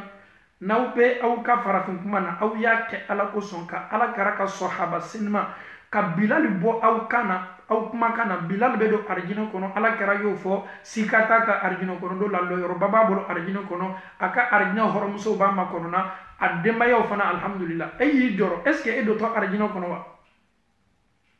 est ce que i dotɔ arijinɛ kɔnɔ i ka fajiri est ce que i y'a k'a kɛ ɲa ma an bɛ kule an bɛ kule an bɛ kule jana an ye kule an ka masaw kunna jana an ye kule an ka minisiriw kunna jana an ye kule an ka debitew kunna minnu bɛ n'i sigi ka jamana nafolo dɔn tubabula yan nafolo min bɛ di an ka debitew ma k'o ye jamana baara o ɲɔgɔnna de bɛ di o ka debitew ma k'o y'o ka jamana baara n'i y'a ye anw bɛɛ borila ka bɔ an fɛ kana sigi u ka jamana la parce que anw fɛ yen hakɛ tɛ latanga la ninnu dɔ fɛ yan silamɛw tɛw bɛ hakɛ latanga ninnu b'a dɔn k'a fɔ ko ni adamaden n'i ma dɔɔnin d'a ma k'a ye balo n'a ye a bɛ kɛ sun ye a bɛ kɛ birigan ye ninnu k'o le latanga adamadenya la n'o tɛ ko bɛrɛ tɛ ni an silanna Ala ɲɛ k'a kɛ laadiriw ye k'a daminɛ an ka sanfɛmɔgɔw ma ka na se dugumamɔgɔw ma i b'a ye k'a fɔ alhamdulilayi farafinw ka problème bɛ ban an bɛ san min kɛla Méditerranée la ji kan nin tilacɛ bɛɛ bɛ lalɔ jaa n'an ye baga Bilal ma walama an ye taa baga arabuw ma an ye taa baga a yɛrɛ kɛla sababu ye dɔw yɛrɛ c'est à dire hali arabukan yɛrɛ fɔ ka gɛlɛn dɔw ma ni hakili ka défaut sɔrɔ farikolo bɛ tɔrɔ c'est à dire ni hakili yɛrɛ ka défaut sɔrɔ farikolo bɛ tɔrɔ an tɛ arabukan fɔla kɔ a bɛ taa ele dɔ ko k'i tɛ arabukan fɔla i ye français fɔla français le nana ka na e coloniser ka jamana na e dɔ y'o fɔla su ni tile n'i yɛrɛ m'o fɔ i magoya tɛ dilan farafin y'i jija ka kɛ hakilima ye débat dɔw bɛ yen c'est stérile nafa foyi t'a la an ye siran Ala ɲɛ an karamɔgɔ belebele ye nin de ko fɔ ko farafin ka kan k'i jija ko min ma o de ye Alabato ye parce que yan anw ma foyi kɔrɔ tɔɲɔli de lamɛn an ka ɲɛmɔgɔw bolo an ye bato kɛ k'an jija k'an cɛsiri bato la i balimacɛ min sala farafin min sala e b'i ka farafinko kɛlɛ la ale lamɛn kaburu kɔnɔ ale tɛna ma ɲininkala farafinko kɛlɛ la ale ma ɲininkatɔ le a ye mun kɛ k'a to ɲɛnamaya la o ɲininkali de b'a ma kɔnɔna n'i sela i y'a fɔ mɛlɛkaw ye e min bannen bɛ Ala la k'a fɔ ko i ye farafin ye e bɛ kɔfɛ i y'a fɔ mɛlɛkaw ye Ala ye n kɛ farafin ye a ma diya n ye parce que Ala ma tilen a ka danni na Alahu Taala ye ne kɛ kɔfɛmɔgɔ ye y'i jija i taa ka taa i dantigɛ kumaw la mais a lɔn k'a fɔ k'i ye min fɔ Ala y'a bɛɛ sɛbɛn k'i makɔnɔ an bɛ dugawu kɛ Ala ma hakili ɲuman di la an kelen kelenna bɛɛ ma parce que hakili nin ko belebele le adamaden ka ɲɛnamaya la i bɛ dɔw ye doctorat b'o bolo licence b'o bolo maîtrise b'o bolo mais o tɛ foyi kalama o ka diina la o tɛ foyi kalama Ala ko la olu ye kunfɛ kɔlɔnkɔnɔ tori le ye olu tɛ foyi kalama fo sankolo min b'o kunna i kana dan karama mais n'i ma Alahu Taala ka tawhidu kalan ka Alahu Taala ka tawhidu kalan wallahi a dɔn k'a fɔ i ye kalan kɛ i kɔni y'a kɛ k'i yɛrɛ nafa duniya ma a tɛ nafa foyi ɲɛ i ma ka bɛn i ka kiyama ma lɔnni min b'a to i bɛ siran Ala ɲɛ lɔnni min b'a to i bɛ sɔn Alahu Taala ka danni na lɔnni min b'a to i bɛ diɲɛ Alahu Taala ka latigɛw ma n'o lɔnni tɛ e la e ni dikan bɛɛ ka kan anw ka diinɛ la parce que limaniya sigilen bɛ fɛn 6 de bolo e tɛ selikɛla limaniyabagaw ye f'i ye limaniya o fɛn 6 de ma a fɔlɔ ka limaniya Ala ma i ɲɛ t'a la dɛ mais Ala bɛ yen i ɲɛ t'a la dɛ mais a ka kɛwale n'a ka latigɛ i limaniyani b'o bɛɛ ma o y'a fɔlɔ ye a filanan ka limaniya Alahu Taala ka cidenw ma anw ma an fa Adama ye an ma Nuhan ye an ma Isa ye an ma Musa ye an ma Yakuba ye an ma Isaka ye an ma Isaka ye an ma Ibrahima ye an yɛrɛ ma Yusufu ye an ma Yunusa ye an ma Aliyasa ye an ma Iliyasi ye an ma Nunusi ye an ma Zulkifli ye an ma Musa ye an ma Shuaibu ye mais kuranna nana kana ninnu ko fɔ an ye ko ciden dɔw nana kana ɲɛnamaya kɛ dugukolo kɔ kan anw lala Alahu Taala ka cidenw na ka sɔrɔ an m'o ye a bɛ fɔ de ma ko limaniya anw danni b'o la an sɔnna k'a fɔ k'o nana an sɔnna k'a fɔ k'o ye Alahu Taala ka cila lase u ka mɔgɔw ma Kurana y'a ko fɔ an ye cogo min an limaniya mate ka da kan an lamɛ Ala ka masaya la. A sabanan ka limaniya Ala Ta'ala ka ji kitabu ma. Musa Ala ye Tawrata le d'a ma, Isa Ala Ta'ala ye Injila le d'a ma, Alakira sallallahu alaihi wa sallam Ala Ta'ala ye Kurana d'a ma, Zaburu Ala Ta'ala y'o di Dawuda ma. An limaniyala nin kelen-kelenna bɛɛ ma hali n'a sɔrɔ an tun t'o ka époque la. An limaniyala Ala ma, ka limaniya ka cidenw ma, ka limaniya ka ji kitabu ma. An limaniyani mɛ fana Ala Ta'ala ka latigɛ ma, a hɛrɛ ma a n'a jugu ma. Latigɛ min ni anw y'an yɛrɛ ye farafinya la, ninnu y'u yɛrɛ tubabuya la. Ala le ye anw dantigɛ, ale le ye nin latigɛ, anw sɔnn'a ma, a diyala an ye, a bɛnna an ma. Farafinya fana ka di an ye. Nous sommes fiers d'être noirs. Quand tu es fier d'être noir, il faut accepter la volonté de Dieu. Mais tu dis tu es fier d'être noir, tu n'acceptes pas la volonté de Dieu, c'est que Albi, elle est masoïka farafinya ma. Parce que Allah est identique. Et couleur du man chacun ka on couleur bo subhanallah. Farafi ni yɛrɛ mafilɛ ka kan ka sawa yɛrɛ la Ala ka dali min d'i ma ye sawa ka Ala Ta'ala tanu. Seliya bɛ Ala ye masa ni dɔ bɛ se danni na. Masa ni ye anw fi, masa ni ye dɔw bɛɛ, masa ni ye dɔw bɛɛ ka anw fi. Fo an ye diɲɛ o male, an ye sɔn o male k'a fɔ ko nin de bɔra Ala Ta'ala yɔrɔ. Fisamantiya bɛ mɔgɔ minnu miiriya n'o hakili la, olu de m'a faamu. Sinon Ala kɛra ka waati la, ni ɲɔgɔnna kɛla Bilal la o. Bilal tola kuma le la, ani sahabaw tola kuma le la. Sahaba dɔ tola kuma na, a ye kumakan cɛjugu dɔ fɔ Bilal ma. A ko k'i le farafinden. Subhanallah. Bilal nana Ala kɛra sɔrɔ sallallahu alaihi wa sallam. Ala kɛra nin cɛ ye nin kuma fɔ ma ko ne farafinden. Ka Ala kɛra mɔnɛ, k'a mɔnɛ. Ala kɛra don mɔnɛni ye Ala Ta'ala mɔnɛni ye subhanallah. Cɛ min ye nin kuma fɔ Bilal ma, sahaba min y'a fɔ nin fana ye sahaba belebele dɔ ye. Ala kɛra ko Ala, ko silamɛya nana ka na jahiliya kɔrɔ le ye kunfinya. Anw bɛ jahiliya kɔrɔ kɛ min a t'o ye. Arabukan na n'i y'a mɛn ko jahiliya, kunfinya, adamadenw tun bɛ baara minnu kɛ kunfinya waati Ala sɔbara a bɛ fɔ de ma ko jahiliya. Silamɛya nana ka na jahiliya min kɛlɛ ka bɔ adamadenw na. Hali sini o kumakan de bɛ da. E bɛ se nin kuma fɔla Bilal ma cogo di? Mais le prophète a défendu Bilal ce jour-là. Le prophète a été clair et net. Nin kuma sugu kana bɔ tuguni ka sahaba dɔ da k'a fɔ dɔ ma. Ele fina ele gbɛla Ala Ta'ala mako tɛ nin na. Ala kɛra y'a sɛbɛ yira nin kuma fɔlila la min ye nin kuma bɔ a da. Wallahi Bilal taatɔ so kɔnɔ. Bilal est satisfait. Il est content le fait que Ala kɛra kumana a ye jo di a ma. Cɛ nin ye min fɔ kuma ɲuman tɛ. Sahaba cɛ nin nana min tun ye nin kuma fɔ. A nana Bilal sɔrɔ Bilal taatɔ. A y'a kun la dugu ma. Ni ma fili Abu Dhar. A y'a kun la dugu ma ko Bilal.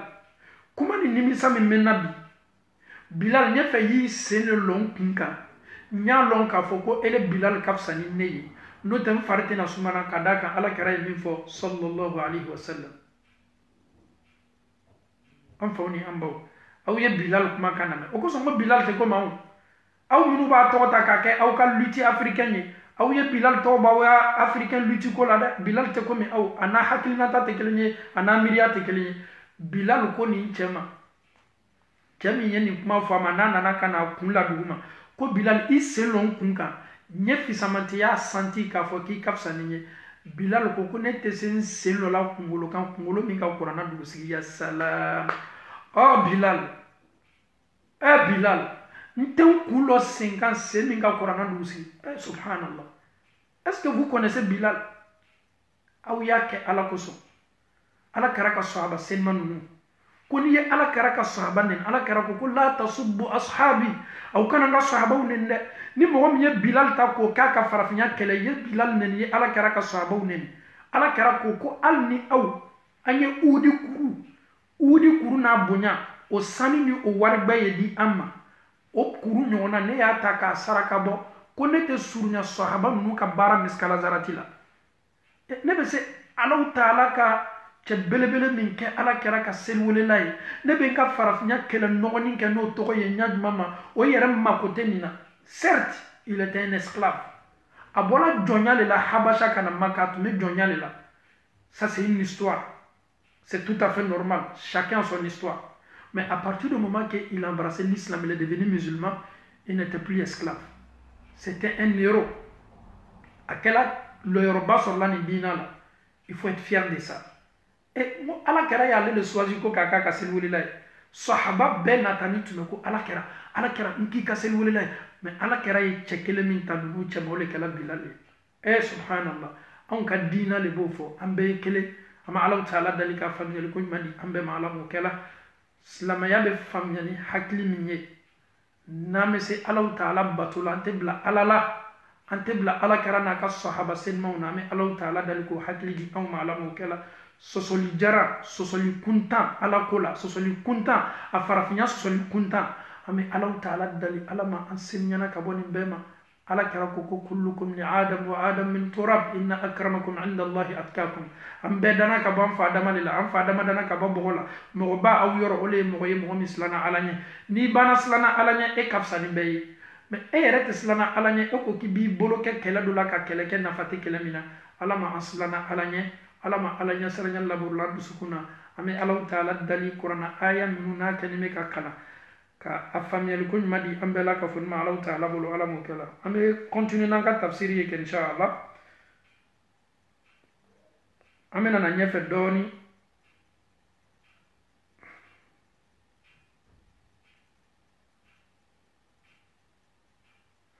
alhamdulillah ame continue يسألون أيان يوم الدين نونو كافرو كم من ينغالي تيموني أتمي على كرام من ينغواتي بي كياما دومين كفولا كو على بنا كا جون كونتبو لون ما يردو الله تعالى بنا جابي دي محمد بنا نونو جابي يوم هم على النار يفتنون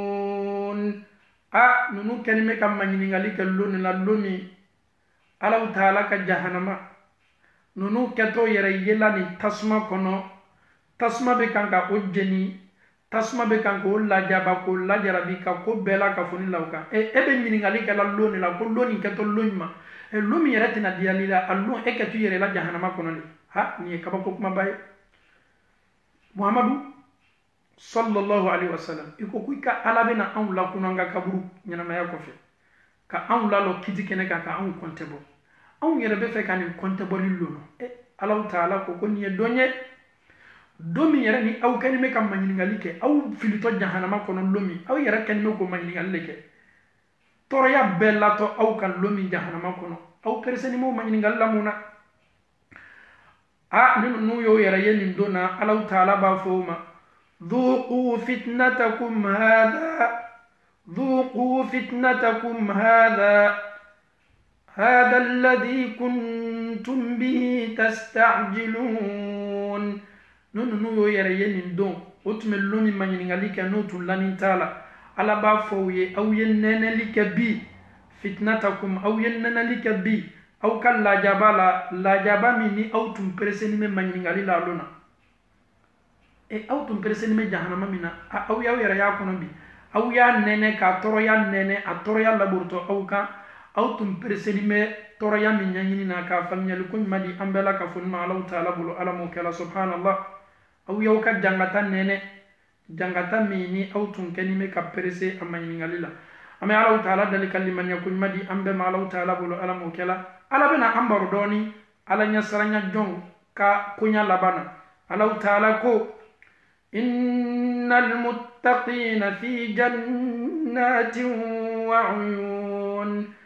على ما نني أو كلا متقين أو جمع على ما أنكلا على نسرنا جون ذاتو جمع على تعالى كو إن المتقين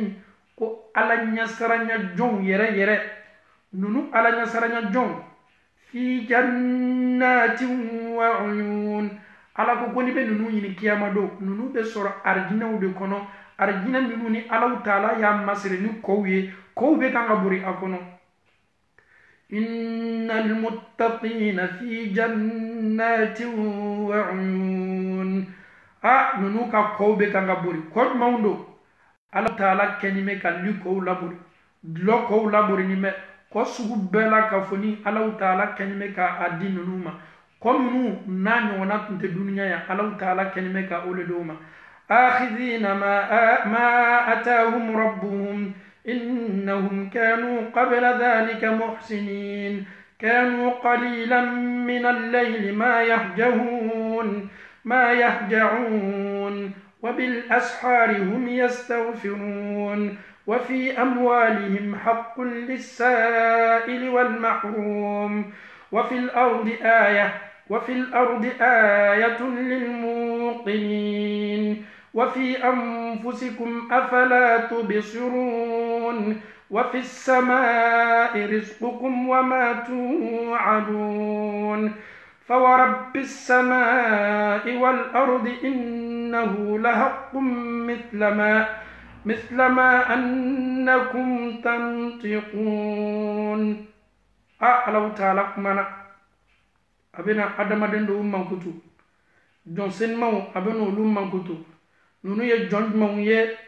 مؤمنو ni Allah Ta'ala ye farda bara munu farda yauka usona la kataka la bara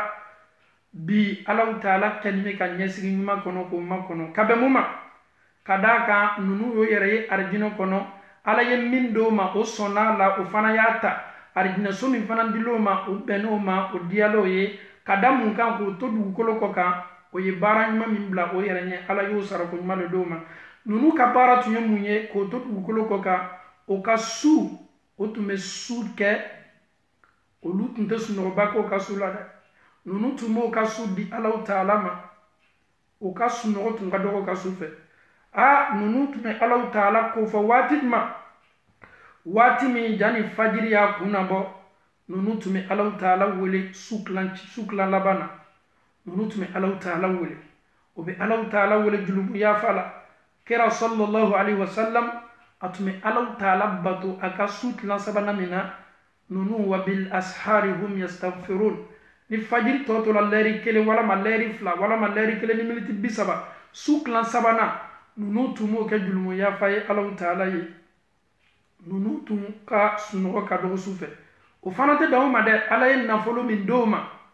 o be nafolo hake bo ka di dalli kelaw ma ani do yere bo be mal ya dalila nunu tumo ka nafolo senya o tun bɛ hakɛ bɔ dalikɛlaw ka hakɛ ni yɔrɔ b'o ka nafolo la dalikɛla sugu fila bɛ yen dɔw bɛ yen se t'o ye o bɛ na ka na dalili kɛ ninnu tun b'olu sɔn o tun tɛ dan o ma o yɛrɛ fana ka o ni ɲɔgɔn cɛ o bɛ ɲɔgɔn dɔn o ka sigida la a b'a dɔn k'a fɔ ala la se tɛ nin fana ye mɛ a bɛ maloya dalili la mɔgɔ dɔw bɛ maloya dalili la k'a sɔrɔ se t'o ye o tun b'olu fana sɔn o tun bɛ dalikɛlaw sɔn cogo min o tun bɛ fangana fana sɔn fangana minnu tun bɛ maloya dalili la ninnu kelen-kelenna bɛɛ ka hakɛ o tun b'olu ka hakɛw d'o ma o ka nafolo la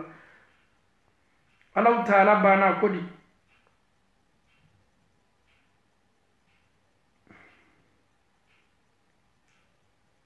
ale Alahu Taala banna ka tɔgɔmasere labɔre dugukolo kɔ kan tɔgɔmasere min ni hakilima bɛ s'a ta la ka taa si n'a ye ka miiri n'i ye dugukolo mafilɛ ka yirizu mafilɛ yirizu minnu bɛ falen dugukolo kɔ kan n'i ye kɔw mafilɛ ka kɔji belebelew mafilɛ n'i ye adamadenw ka taamali n'u ka yɛlɛ ka jigi mafilɛ dugukolo kɔ kan ja dugukolo yɛrɛ Alahu Taala ye dugukolo kɛ tɔgɔmaseriba ye lilmuqinin mɔgɔ minnu bɛ taa se Alahu Taala ma ka Alahu Taala ka masaya n'a ka dani sɛgɛsɛgɛ ni sɛgɛsɛgɛli ko ɲuman ye ka ban ka Alahu Taala ka karama lase a ma ninnu ka jogo le tun ye ten Alahu Taala banna wa fi anfusikum afala tubsirun ala adamaden aw t'aw yɛrɛ mafilɛ masa Alahu Taala ye dali min labori aw kan kabini aw dali waati a bɛ ji la waati min aw bɛ bɔ jiya bonda kɔnɔ k'aw yɛrɛ jolikuru bonda kɔnɔ ka b'o la k'a kɛ sogokuru ye o yɛrɛ kɔfɛ sa an y'an yɛrɛ mafilɛ ka an kolo tuguda kelen-kelenna bɛɛ mafilɛ an y'an yɛrɛ kun yɛrɛ mafilɛ n'i bɛ sunɔgɔ i ɲa le bɛ datugu n'i bɛ kunu i bɛ kunu ɲa min ma i yɛrɛ b'i yɛrɛ dɔn n'i bɛ fɛ k'i bolo kurukuru i b'i bolo kurukuru bolokuru ni jɔn de y'a to anw bɛ se k'an bolo kuru Alahu Taala jɔn y'a to anw m'an kun turune Alahu Taala ni ne ni e ye an yɛrɛ mafilɛ an bɛ Alahu Taala ka kabako ko ye an yɛrɛ kun na wallahi hali sɔli foyi tɛ k'a la an faw ni an baw nin ye Alahu Taala kumakanba ye dɛ a banna ko di k'ale Alahu Taala ye an harijigɛ a ye an harijigɛ bila san na ale Alahu Taala a ye min layiru ta an ye o kɔrɔ ye di Alahu Taala a ye dali kɛ a ye sankolo dan anw bɛ Alahu Taala min dali ni gbɛlɛya nana ale Alahu Taala bɛ ban fana ka anw lasawa abe dili ke ama ananka bigaw feminu tunkadi anye nanya nata ala fe Allah taala be nimbedi ama ka bosana ante miri nimbema Allah taala bana ako fa warabbi sama Allah taala ki kali koda aki kali akasana akodi min kali sammala sammarila wal ardi ani tu koloti innahu la haqqun mislu ma annakum tantiqun subhanallah ala kalime ka kuma fo awye ka keto sika fo itala nin keto le tuyana komi aw yere lanime aw yere kuma kana toni adamade Allah taala ko akalla yere kuna akakoko la yuta awye kunni sayako ko adamado mena kontebo ko sika fo itala komi ni aw yere be kuma aw te sika aw kuma kana toni nawbe kuma na wati min subhanallah Allah taala kuma na moti dam nani la ko diyale babe fo illa ni mala ki be se kuma do fo la nyami o dengena yani o sabati bi la tumi Allah taala fana ko mini awma kwa bi kali akan masayala bi kali akasana habi kali akadugu ko la masa ala le bi kali akadafuna aw me an kali ala le ni aw nyan kali fember la mini Allah taala tekele anye flanka fo Allah taala ma Allah taala ko min kali ngasana min kali ngadugula ale Allah taala ye feminu la yuruta tuyana o fen keto o misalia be komi aw yere lanime aw yere kuma kana chomi sika fo itala am fo ni ambaw amena kisa beredamna ni aya ko fe ama Allah taala dali ka besman madi ama Allah taala bulu ana mo kala Allah taala kuma na ayeto masiri chama fo abena kisa doni fo ka yera ni awla ni kisa be seneni ebla la tasila o ye jonga kisa o ya ka chidem belebele ana yere teri aya fo chidem mako ale Allah taala teri ni Ibrahim abena Ibrahim ka kisa do ko fonini awye wati mi Allah taala ye meleka uchi kana Ibrahim ma ka Ibrahim na muso to sukono awye Allah taala kuma kan lame hal ataka hadithu dhaif Ibrahim al-mukramin Allah taala ko Muhammadu ma abena kisa do ko fa Muhammadu ye yala foli kala ewa Ibrahim ka barodma luna minu nana Ibrahim ka sokono luna minni Allah taala ye ke luna bawye Ibrahim fana ye luna nunu bonya na luna nana mani bonya mi subhanallah Muhammadu ya Allah itato ne Allah taala be Allah taala ka dono kofiye dona minu ni Allah taala yo blakana Ibrahim fewa na do fo mako Ibrahim ka luna ha nunu te luna bansan ye de nunu ye luna sugu mawye Allah taala ye nunu lamini ni karamai aye nunu jidi ni bonya ye nunu ye luna bawde de luna minu nana Ibrahim ka sukono luna nunu nana mission do le kama Allah taala bena o mission ko fo anyi إذ دخلوا عليه فقالوا سلاما قال سلام قوم منكرون لنا دومين كلا إبراهيم كسوكنا ودولا إبراهيم دايلوي ويادم نموما فلو فقالوا سلاما وكوكو إبراهيم سلام كسبيه لنا منون نانا وكا فولي تنيميني ولا كسي فولي سبحان الله lona minu wala Allah taala lona dum do melekaw nana Allah taala ka mission do accompli du ko ka melekaw temena Ibrahima fe aya ka sudda yeloye Ibrahima melekaw ya foni kisi foli woni ne folu ka so hermay ni ne folu ka kortani salam salam kisi biye salamaw anye nyabo salamu fe anye waso ni salamu foli anyam kunkorota ni salamu foli kisi foli le qur'ana aya do ni dalika qur'ana la ibeda kuma kanuna meleka ukwama faqalu salama kisi biye Ibrahima fana mena foli la sigi meleka uma akodi qala salamun qaumun munkarun Ibrahima salamu la suma ayem mu'minu fo ayramu do ebe mo le fo kabanka ka foli la dia da tuma do ikalo me Ibrahim manu no mo ulo ay adama do ye amadiri ka mo munu ye folo ayo ka foli la sigi oma kisibe au fana ye atuma do ne yere nyano te au mane yere ma au don me aye nunu bonya ni mawe anye tani sura nunu tiye Allahu Taala ka ciden jɔnw ye Jibrila ani Mikail ani Israfil nunu mɛlɛkaw le nana mɛlɛka belebelew Jibrila o le bɛ Allahu Taala kumakan ta kana da ka cidenw ma Ala y'ale le ci kana ciden 313 bɛɛ ma ani nabi ma waa yirika nin bɛɛ ale nana olu bɛɛ ma Mikail ale lɔnmɛ ni harijigɛ ye sanji b'ale le bolo Allahu Taala y'o bɛɛ confier ale le ma Israfil ale le bɛna buru fiyɛ n'a ye buru fiyɛ fɔlɔ kɛ fɛn fɛn bɛ dugukolo kɔ kan a bɛɛ bɛ siran a bɛɛ la ka fɔ ni ka karifa bɛ minɛ a la a ka buru fiyɛ filanan o bɛ kɛ bɛɛ sanni kɔli Ala bɛna ni don a la a bɛna buru fiyɛ filanan kɛ adamadenw bɛna wuli ka bɔ u ka kaburu kɔnɔ ka kiti kɛ yɔrɔ ma gbɛ donc lona minnu nana adamadenya sawura la Ibrahima ka so kɔnɔ a tun t'o dɔn lona belebelew don o ye foli kɛ foli kɔfɛ a ye foli lamɛn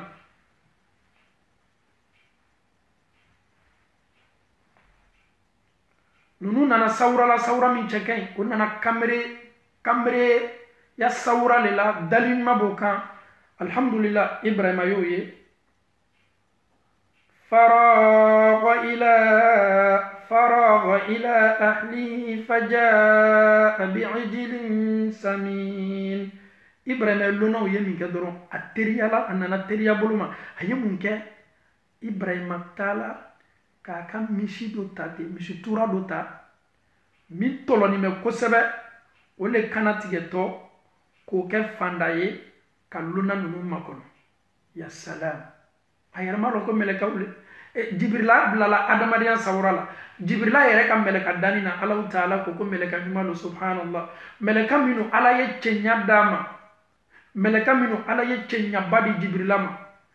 Mikail fana Allahu Taala y'o fana ka cɛɲa d'a ma Israel fana nunu nana adamadenya sawura le la ni kameredenya sawura ɲuman ye cɛɲa sawura Ibrahima ma deli ka mɔgɔ minnu ye Ibrahima ye mun kɛ teriya bolo ma a dogola teriya bolo ma ka na ni fanda ɲumanba dɔ ye min ye ni misi tura ɲuman ye alhamdulillah min ka d'a ye ka tɛmɛ tɔ bɛɛ kan a nana n'o ye alhamdulillah k'a kana tigɛ k'a sogo k'o yilan ka ɲa k'a jeni ka ɲa a bɛna lonaw fanda la a ma ɲininkali kɛ lonaw aw bɔla min aw bɔla jamana jumɛn na aw ye arasi jumɛn ye subhanallah a bɛ fɔ nin de ma ko limaniya sabati ma adamaden dusukun na cɛ e bɔla fa ɲuman lona yɛrɛ nana e ka so kɔnɔ kɔngɔ b'a la voyage sɛgɛ b'a kan ji ma d'a ma fɔlɔ e bɔla min ni donna nan'i fɛ yen i y'a lasigi sunna bonda kɔnɔ i ye ji d'a ma fɔlɔ a y'a ni lafiya e voyage ka bɔlen dɛ kɛra ko hadisa la sallallahu alaihi wasallam ko voyage ye jankata morceau dɔ de ye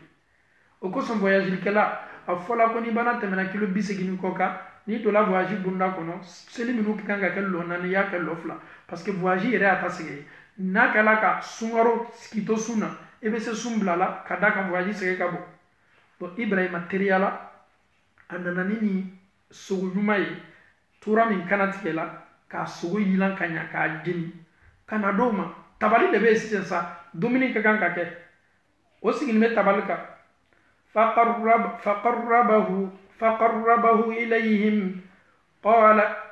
ala ta'kulun Ibrahima ye dumuni bila tabali kan a ma da o ma a ye dumuni bɛrɛ o la o sigilen b'o ka tabali kan bɛɛ ka dumuni surun ka surun i la Ibrahima ye mun ye a y'a ye k'a fɔ lona ninnu nana ale ka so kɔnɔ tɛ kan ka dumuni kɛ nin ye kabakoba ye dumuni tobila ka ɲa ka aw fanda ka ɲa fanda ye mun ye dumuni min bɛ labɛn ka lona makɔnɔ fanda ɲuman kɛla sogo jenina ka ɲa ka masha Allah sogo yɛrɛ lɔgɔ ye ne minɛ Ibrahima ye sogo min di lonaw ma Ibrahima y'a ye ninnu tɛ kan ka dumuni kɛ dumuni min don a ka surun o la a ye dumuni bɛrɛ o la kosɛbɛ bonya bonda kɔnɔ o kɔnɔ bolo sama ka na dumuni kɔ ale yɛrɛ ka dumuni bɛrɛ o la c'est comme n'o sigila dɔrɔn dumuni b'o kɛrɛfɛ a ko ma ko bisimila a ye dumuni kɛ aw tɛ dumuni kɛ bisimila tafatɔla a ye dumuni kɛ a y'a ye ka so ninnu tɛ dumuni kɛ la fa awjasa minhum khifa Ibrahima silanya laburula kan lonaw y'a ye k'a fɔ Ibrahima bara changer damina a bara an labɛn ka ɲa a k'an ladon ka ɲa a k'an bonya a y'an bisimilayi ka ɲa a ye dumuni ɲuman tobi k'a bila an kɔrɔ a yɛrɛ ye suman gbɛrɛ an na a ko k'an ye dumuni kɛ k'an tɛ dumuni kɛ la donc Ibrahima y'a ye k'a fɔ Ala la nunu te kan ka jesi ke ka ben domini ma Ibrahima ka silan damna nunu ye lono sugu jumɛnw ye walama n ka dumuni min kɛ kana dumuni nɛman dɔw ye wa walama ko dɔ le bɔla n na ka na o ma ko min tɛ ko bɛnta ye wa ni ne ye mumini ka baara ye y'i yɛrɛkun ma ɲininka y'i yɛrɛkun jaraki waati dɔw la o le ka ɲi ye joko ye k'a to yen n jo b'a la n jo t'a la y'o to yen ele y'i yɛrɛkun jaraki est ce que ne ye min kɛ ko bɛnta le wa est ce que lonaw ma don gasi la wa walama kumakan dɔ kɔrɔtala o kan wa mɛlɛkaw y'a ye k'a fɔ ko Ibrahima silanya bara n'a ma mɛlɛkaw kɛtɔ kuma na mɛlɛkaw kan ka kuma pour que silanya ye bɔ Allahu Taala ka nabi ɲuman na naam mɛlɛkaw k'a ma kuranna aya gbɛrɛ ko Ibrahima Allahu Taala ko falamma ra'a aydiyahum la tasilu ilayhi nakirahum Ibrahima y'a ye min kɛ k'a fɔ ko nunu bolo tɛ se la dumuni ma k'a don da wa awjasa minhum khifa Ibrahima alala a silana a fari ka silan damina silanya sela ma qalu o ko Ibrahima ma la takhaf Ibrahima i kana silan Ibrahima i kana silan inna aw ursilna aw cila Allahu Taala bolo ila qawmi Lut ka taa Luti ka mɔgɔ le ma lonaw y'i dantigɛ sa lonaw ko k'olu ye ciden ye ka bɔ Allahu Taala yɔrɔ ka taa Luti ka mɔgɔw le ma o kɔrɔ ye di o bɛ Ibrahima bara escale bolo le ma o tɛna to la ye o nana dɔrɔn ka na nouvelle dɔ le lase Ibrahima fana ma janni o ta ka to ka ɲamariya baara kɛ Ala y'o bila baara min na o ko Ibrahima ma Ibrahima anw ye Allahu Taala ka ciden ye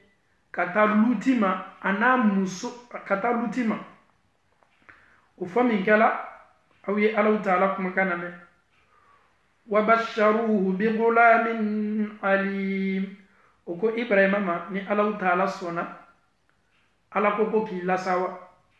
denko la ko Ala kɛtɔ den dili ma ya salam Ibrahima bɛ san 100 ni kɔ la a muso o yɛrɛ tɛ se a t'a ka koli ye la kuma tɛ ko ka den sɔrɔ o kosɔn Allahu Taala n'a ye den sɔrɔ lajarabili la mɔgɔ minnu kan ye miiri Ibrahima ka kisa ma ye miiri Zakariya ka kisa ma masa Allahu Taala tun bɛ se ka den di Ibrahima n'a muso ma hali ni mɛlɛkaw tun mana nouvelle annoncer mais ni ne Allahu Taala ka masaya ye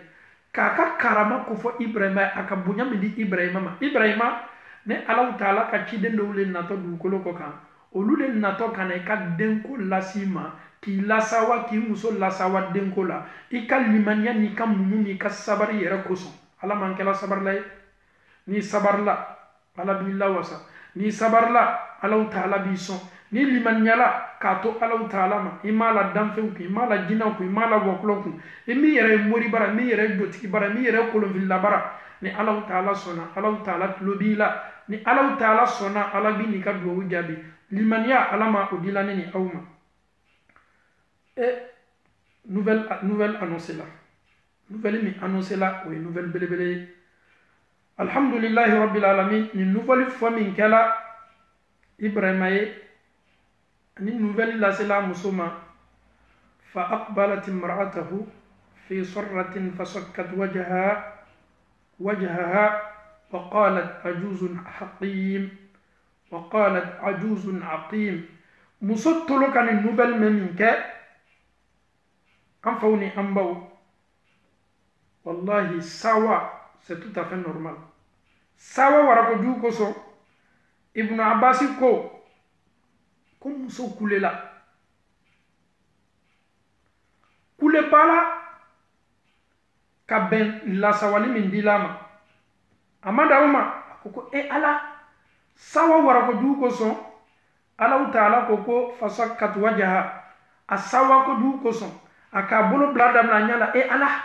Ala ni fana bɛ se kɛla Ala subhanallah ni ne ye sawa ye sawa tɔgɔmasere dɔw bɛ yen adamaden sawa ko jugu kosɔn ni nouvelle ma lasela ma mashallah oh my God you are so happy and you put your 2 hands in ɲada la oh my God oh mashallah alhamdulillah donc muso yɛrɛ ka geste nin kɛ damina kulekan bɛ bɔ la subhanallah a yɛrɛ bɛ kan k'a bolo bila a tɛ kan k'a yɛrɛ bisi dɛ mais tɔgɔmasere min fɔla a bɛ kan ka Ala donc nin ye sawa de ye ni nisɔndiya ba lasela mɔgɔ ma san 90 kɔ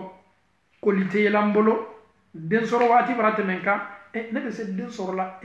ninnu de nana k'a fɔ k'o bɔla ala yɔrɔ ne don lamɛn cɛla Ibrahima ye ciden ye Ibrahima lamɛn ninnu la k'a fɔ ko ala ka mɛlɛkɛw le olu de nana ka na ni nouvelle ɲuman lase ne ta ni sɔsɔli min na donc muso sawala Ibrahima muso sawala masha Allah ni ye sawa ye sawa min fanga ka bon alhamdulillahi rabbil alamin a sawala muso yɛrɛ ko ko ala wa qalat muso ko ajuzun aqim ne muso min ma den sɔrɔ n funankɛni ma ne bara kɔrɔ si bara taa ɲɛfɛ ne bɛ se den sɔrɔ la n kɔrɔnin kɔni ni ne ye muso kumakan ye subhanallah o kosɔn an ye taasini kuranna ayaw ye afala yatadabbaruna alquran am ala qulubin aqfaluha afala yatadabbaruna alquran nan jigi tigɛla an ye taasini kuranna ye afala yatadabbaruna alquran ni espoir yɛrɛ tigɛla ne y'a ko bɛɛ tiɲɛna baara tɛ sɔrɔ la sɛbɛ tɛ yen ko foyi tɛ yen afala yatadabbaruna alquran an ye taasini kuranna ye an ye kuranna ayaw latanga ka miiri a ma ka taasi a ma k'an yɛrɛ kawani n'a ye afala yatadabbaruna alquran le Coran doit nous faire vivre encore. Coran doit nous donner espoir, la force, la foi, pour dire que tout est possible avec Allah subhanahu wa ta'ala. Afala yatadabbaruna al-Qur'an. Nous avons les 5 Corans. Afala yatadabbaruna al-Qur'an. Allah nous a tout détaillé. Allah a détaillé tout dans le Saint-Coran. Il nous a parlé de Youssouf alayhi salam. Lorsque ta propre famille te délaisse, lorsque tes frères se mettent contre toi, récite Surat Youssouf. Quand quelqu'un se met contre toi, quelqu'un ne veut pas ton bien, récite Surat Youssouf.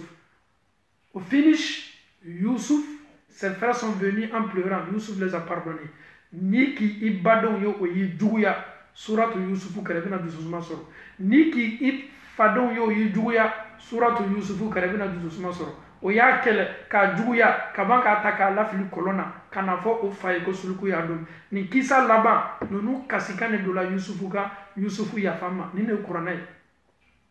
n'i yɛrɛ ye kɔnɔnafili la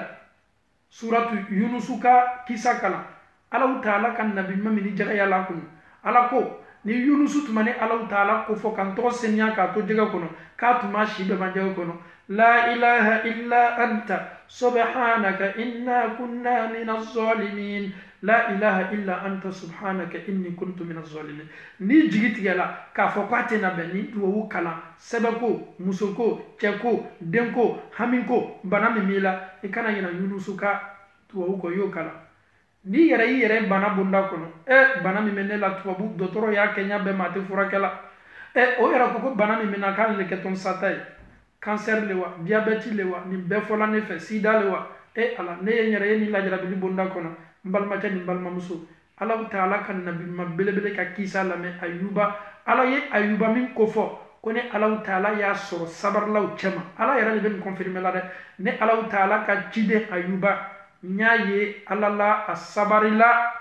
ɲumanw cɛma ne Alahu Taala fana ye a lawasa ni kɛnɛya ye n'i ye Ayuba ka kisa kalan bana min b'i la a bɛ espoir d'i ma k'a fɔ ko Alahu Taala kelen de b'i furakɛ ni dɔgɔtɔrɔ dɛsɛla Alahu Taala de ye e dan ale de ye dɔgɔtɔrɔw dan dɔgɔtɔrɔw bɛ dɛsɛ mɛ Alahu Taala tɛ dɛsɛ dɛ dɛsɛ tɛ ala ka doni na a bɛ kɛ ko min k'a diya a fana bɛ ko kɛ waati la waati min k'a diya o de ye Alahu Taala ye k'a faamuyali ko ɲuman di an bɛɛ ma ala m'o kɛ la a ye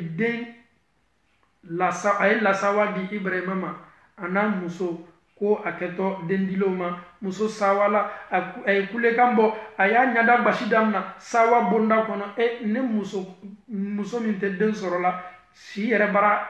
ne musokɔrɔba min tɛ den sɔrɔ la a juzu ye mɔgɔ min si tɛmɛna kɔrɔya dan kan a kimu ye mɔgɔ min tɛ den sɔrɔ a ye nin kuma fila de fɔ musokɔrɔba min tɛ den sɔrɔ musokɔrɔba den sɔrɔbali komi an ye mɔgɔw y'a fɔla muso min na ko kona a ko a yɛrɛ ma ko ne musokɔrɔbatɔ kona muso nin kɛtɔ den sɔrɔ la subhanallah a sawala alhamdulillahi rabbil alamin قالوا كذلك قال ربك إنه هو الحكيم العليم o ko di k'a bɛ nin cogo de la masa Allahu taala loni mansado a ni ye kiti ɲuman mansa ye loni mansale ale ala le be ko bɛɛ la ka foni latigɛ alhamdulillahi rabbil alamin nin bɛɛ bannen kɔ dantigɛli ka kan ka kɛ qala fama khatbukum ayyuhal mursalun Ibrahima a bɛna lɔnaw ma ɲininka a komi lɔnaw ka o yɛrɛ présenter anw ye mɛlɛkɛw le ye ka bɔ Allahu taala yɔrɔ ne le ye ni mɛlɛkɛ ye ne le ni ne ye ni mɛlɛkɛ ye an taatɔ le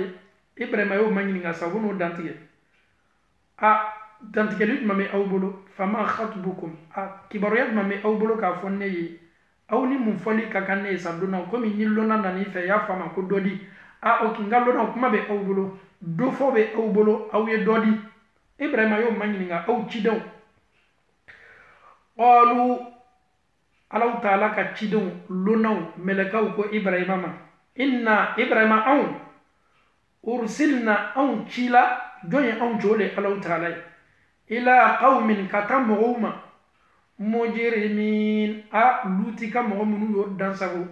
cɛw ni cɛw le bɛ manamana kɛ ɲɔgɔn na musow ni musow le fana bɛ manamana kɛ cɛw bannen bɛ muso furu ma musow fana bannen bɛ ka sigi cɛw kunna musow ko muso ni muso k'o le ka di olu ye cɛw fana ko cɛw ni cɛw ka manamana le ka di olu ye a ninnu kɛla mujiriminaw ye ala sɔsɔlaw ye tɔɲɔlikɛlaw ye yɛrɛkun tɔɲɔlaw ye mɛlɛkaw ko Ibrahima ma anw ye Allahu taala ka ciden ye ka taa jɔnw fɛ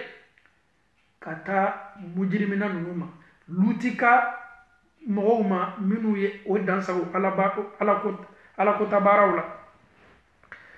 alhamdulillahi rabbil alamin an faw ni an baw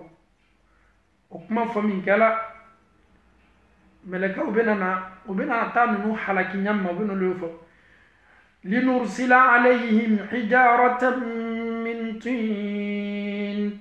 a ninnu ka kan ka jangata anw ka kan ka fɛn de kɛ ka ninnu bona ye ka bɔ kabakuru na kabakuru misɛnninw la tɔgɔmasɛrɛ bɛ kabakuru minnu la ka bɔ Allahu taala yɔrɔ kabakuru min destiné tɔ ninnu kelen kelenna bɛɛ halaki kama Allahu taala ko tɔgɔw lɔn kabakuru natɔ ka luti ka mɔgɔ halaki kabakuru min ka kan ka ni halaki o tɔgɔ sɛbɛnni m'a kan kabakuru min ka kan ka subhanallah aw ye halaki tuguni ma filɛ halaki min kɛtɔ c'est-à-dire détail bɛɛ di la o halakitɔ nin de la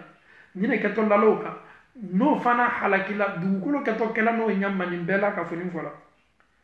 linursila alayhim hijaratan min tin anw kɛtɔ kaba misɛnnin de kɛla ka ninnu bona ye o halakitɔ kaba le la kaba min a lamini mɛ a bɛ fɛn fɛn ɲuman ma k'a lamini mɛ n'a banna seli ma dɔrɔn jangata ni halaki le an y'a fɔ sa poison fɛn kana da dɔgɔya ɲaɲa mɛ ni poison don ni poisonni b'a la pɔsɔni b'a la an na mɔli ko ten ko pɔsɔni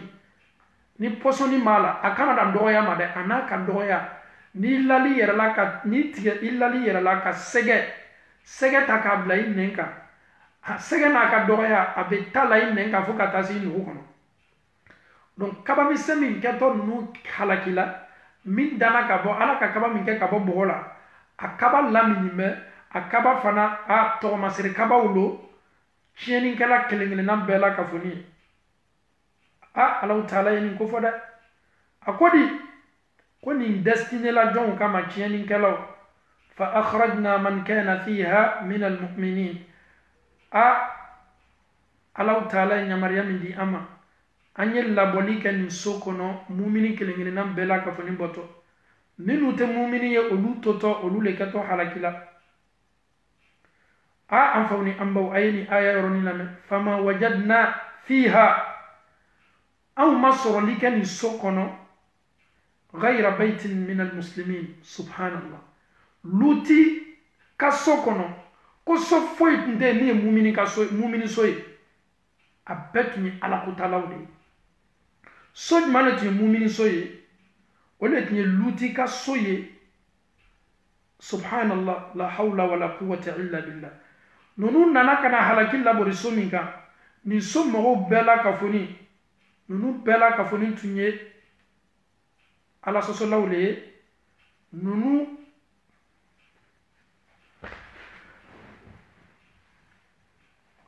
so jumɛn de tun ye mumini so ye o le ye luti ka so ye ani mɔgɔ damadama mo min liman yala lutima asabatila ko jama min liman yala lutima anaka mo chema ko mo damanamani olulo dron liman yala ka famyal ko madi ambela ka funma Allah taala bulu Allah taala bulu alamu kala donc ka yara ka fo nunu nana halaki kama majorité le halakila mo nunu liman yala lutima jama ni be kuma wati be majorité le beta donc somi mal liman ya ole tun kacha katme somi liman yala donc o ko son halakil laburla nunu bela ka fonika mo nunu liman yala ka ba olu swazila meleka yo olu swazi ka fo lutiye mo nunu liman yadima comme olu mancha a fo olu ye doron aw ye faranyon kan ka bo donc minu do mal liman ya olu le kela minu mal liman ya olu no ka so o halakila kabala kaba fana ka dugukolo do o koro melekaw yo dugukolo tanu o kamaw ye ka yelena ye sana kaba ka dugukolo yelema nunu bela ka foni halakila wa tarakna fiha ayatan lilladhina yakhafuna al'adhab al'alim a ni soka halaki kala halaki bay ni soka halaki kala to masireye mowiye mo munu be sila jangata belebele nya o koro yebi ni luti ka kisa ko fola anye melekaw nana kana luti mo munu liman yalama mu'minu fitini munu liman yalama o yulu labo so tola e olu be halakila ni halaki yara fana kala kawandiliye jonye mo munu be sila donye domin jangata fanga kabo alama on silana ni loye alhamdulillah kisa me nana ni ko fe oye musa ka kisa yoro du fana ye o fana kadi ko sebe mais alhamdulillah amena bi baro daya a chamana tumado bi baro amena ko sebe ame Allah taala dali qur'ana aya minu kala na ambolo ka ke tasiliye amma an fotaw ani anketaw la Allah taala bulu ala mokala ame Allah taala dali amena ambolo do bara la ni lameni ko fe ka ke amma sabati ala mokala ame Allah taala dali an sida faninte ka ala yafa anka jul mubarak kelengele nambe ma ala mokala ame Allah taala dali aduuden to kelengele nambe la masami kasse dafani me ambalma munu no be denko la masami dendi Ibrahima maka Ibrahima naka de musulla sawa ni denka dili ame Allah taala dali kan nu kelengele nambe la sawa ni denyi ala mokala demin dito Allah taala bulu aw maka ke dimbaraka mawiye ala mokala deminu dito ame Allah taala dali ka ke denye deminu be aw nafa nyanama yala ani sayako ka ko lui ala mokala ame Allah taala dali ni lameni ko fe liman nyaminu tunte ana kan kan liman nyaw didi ala mokala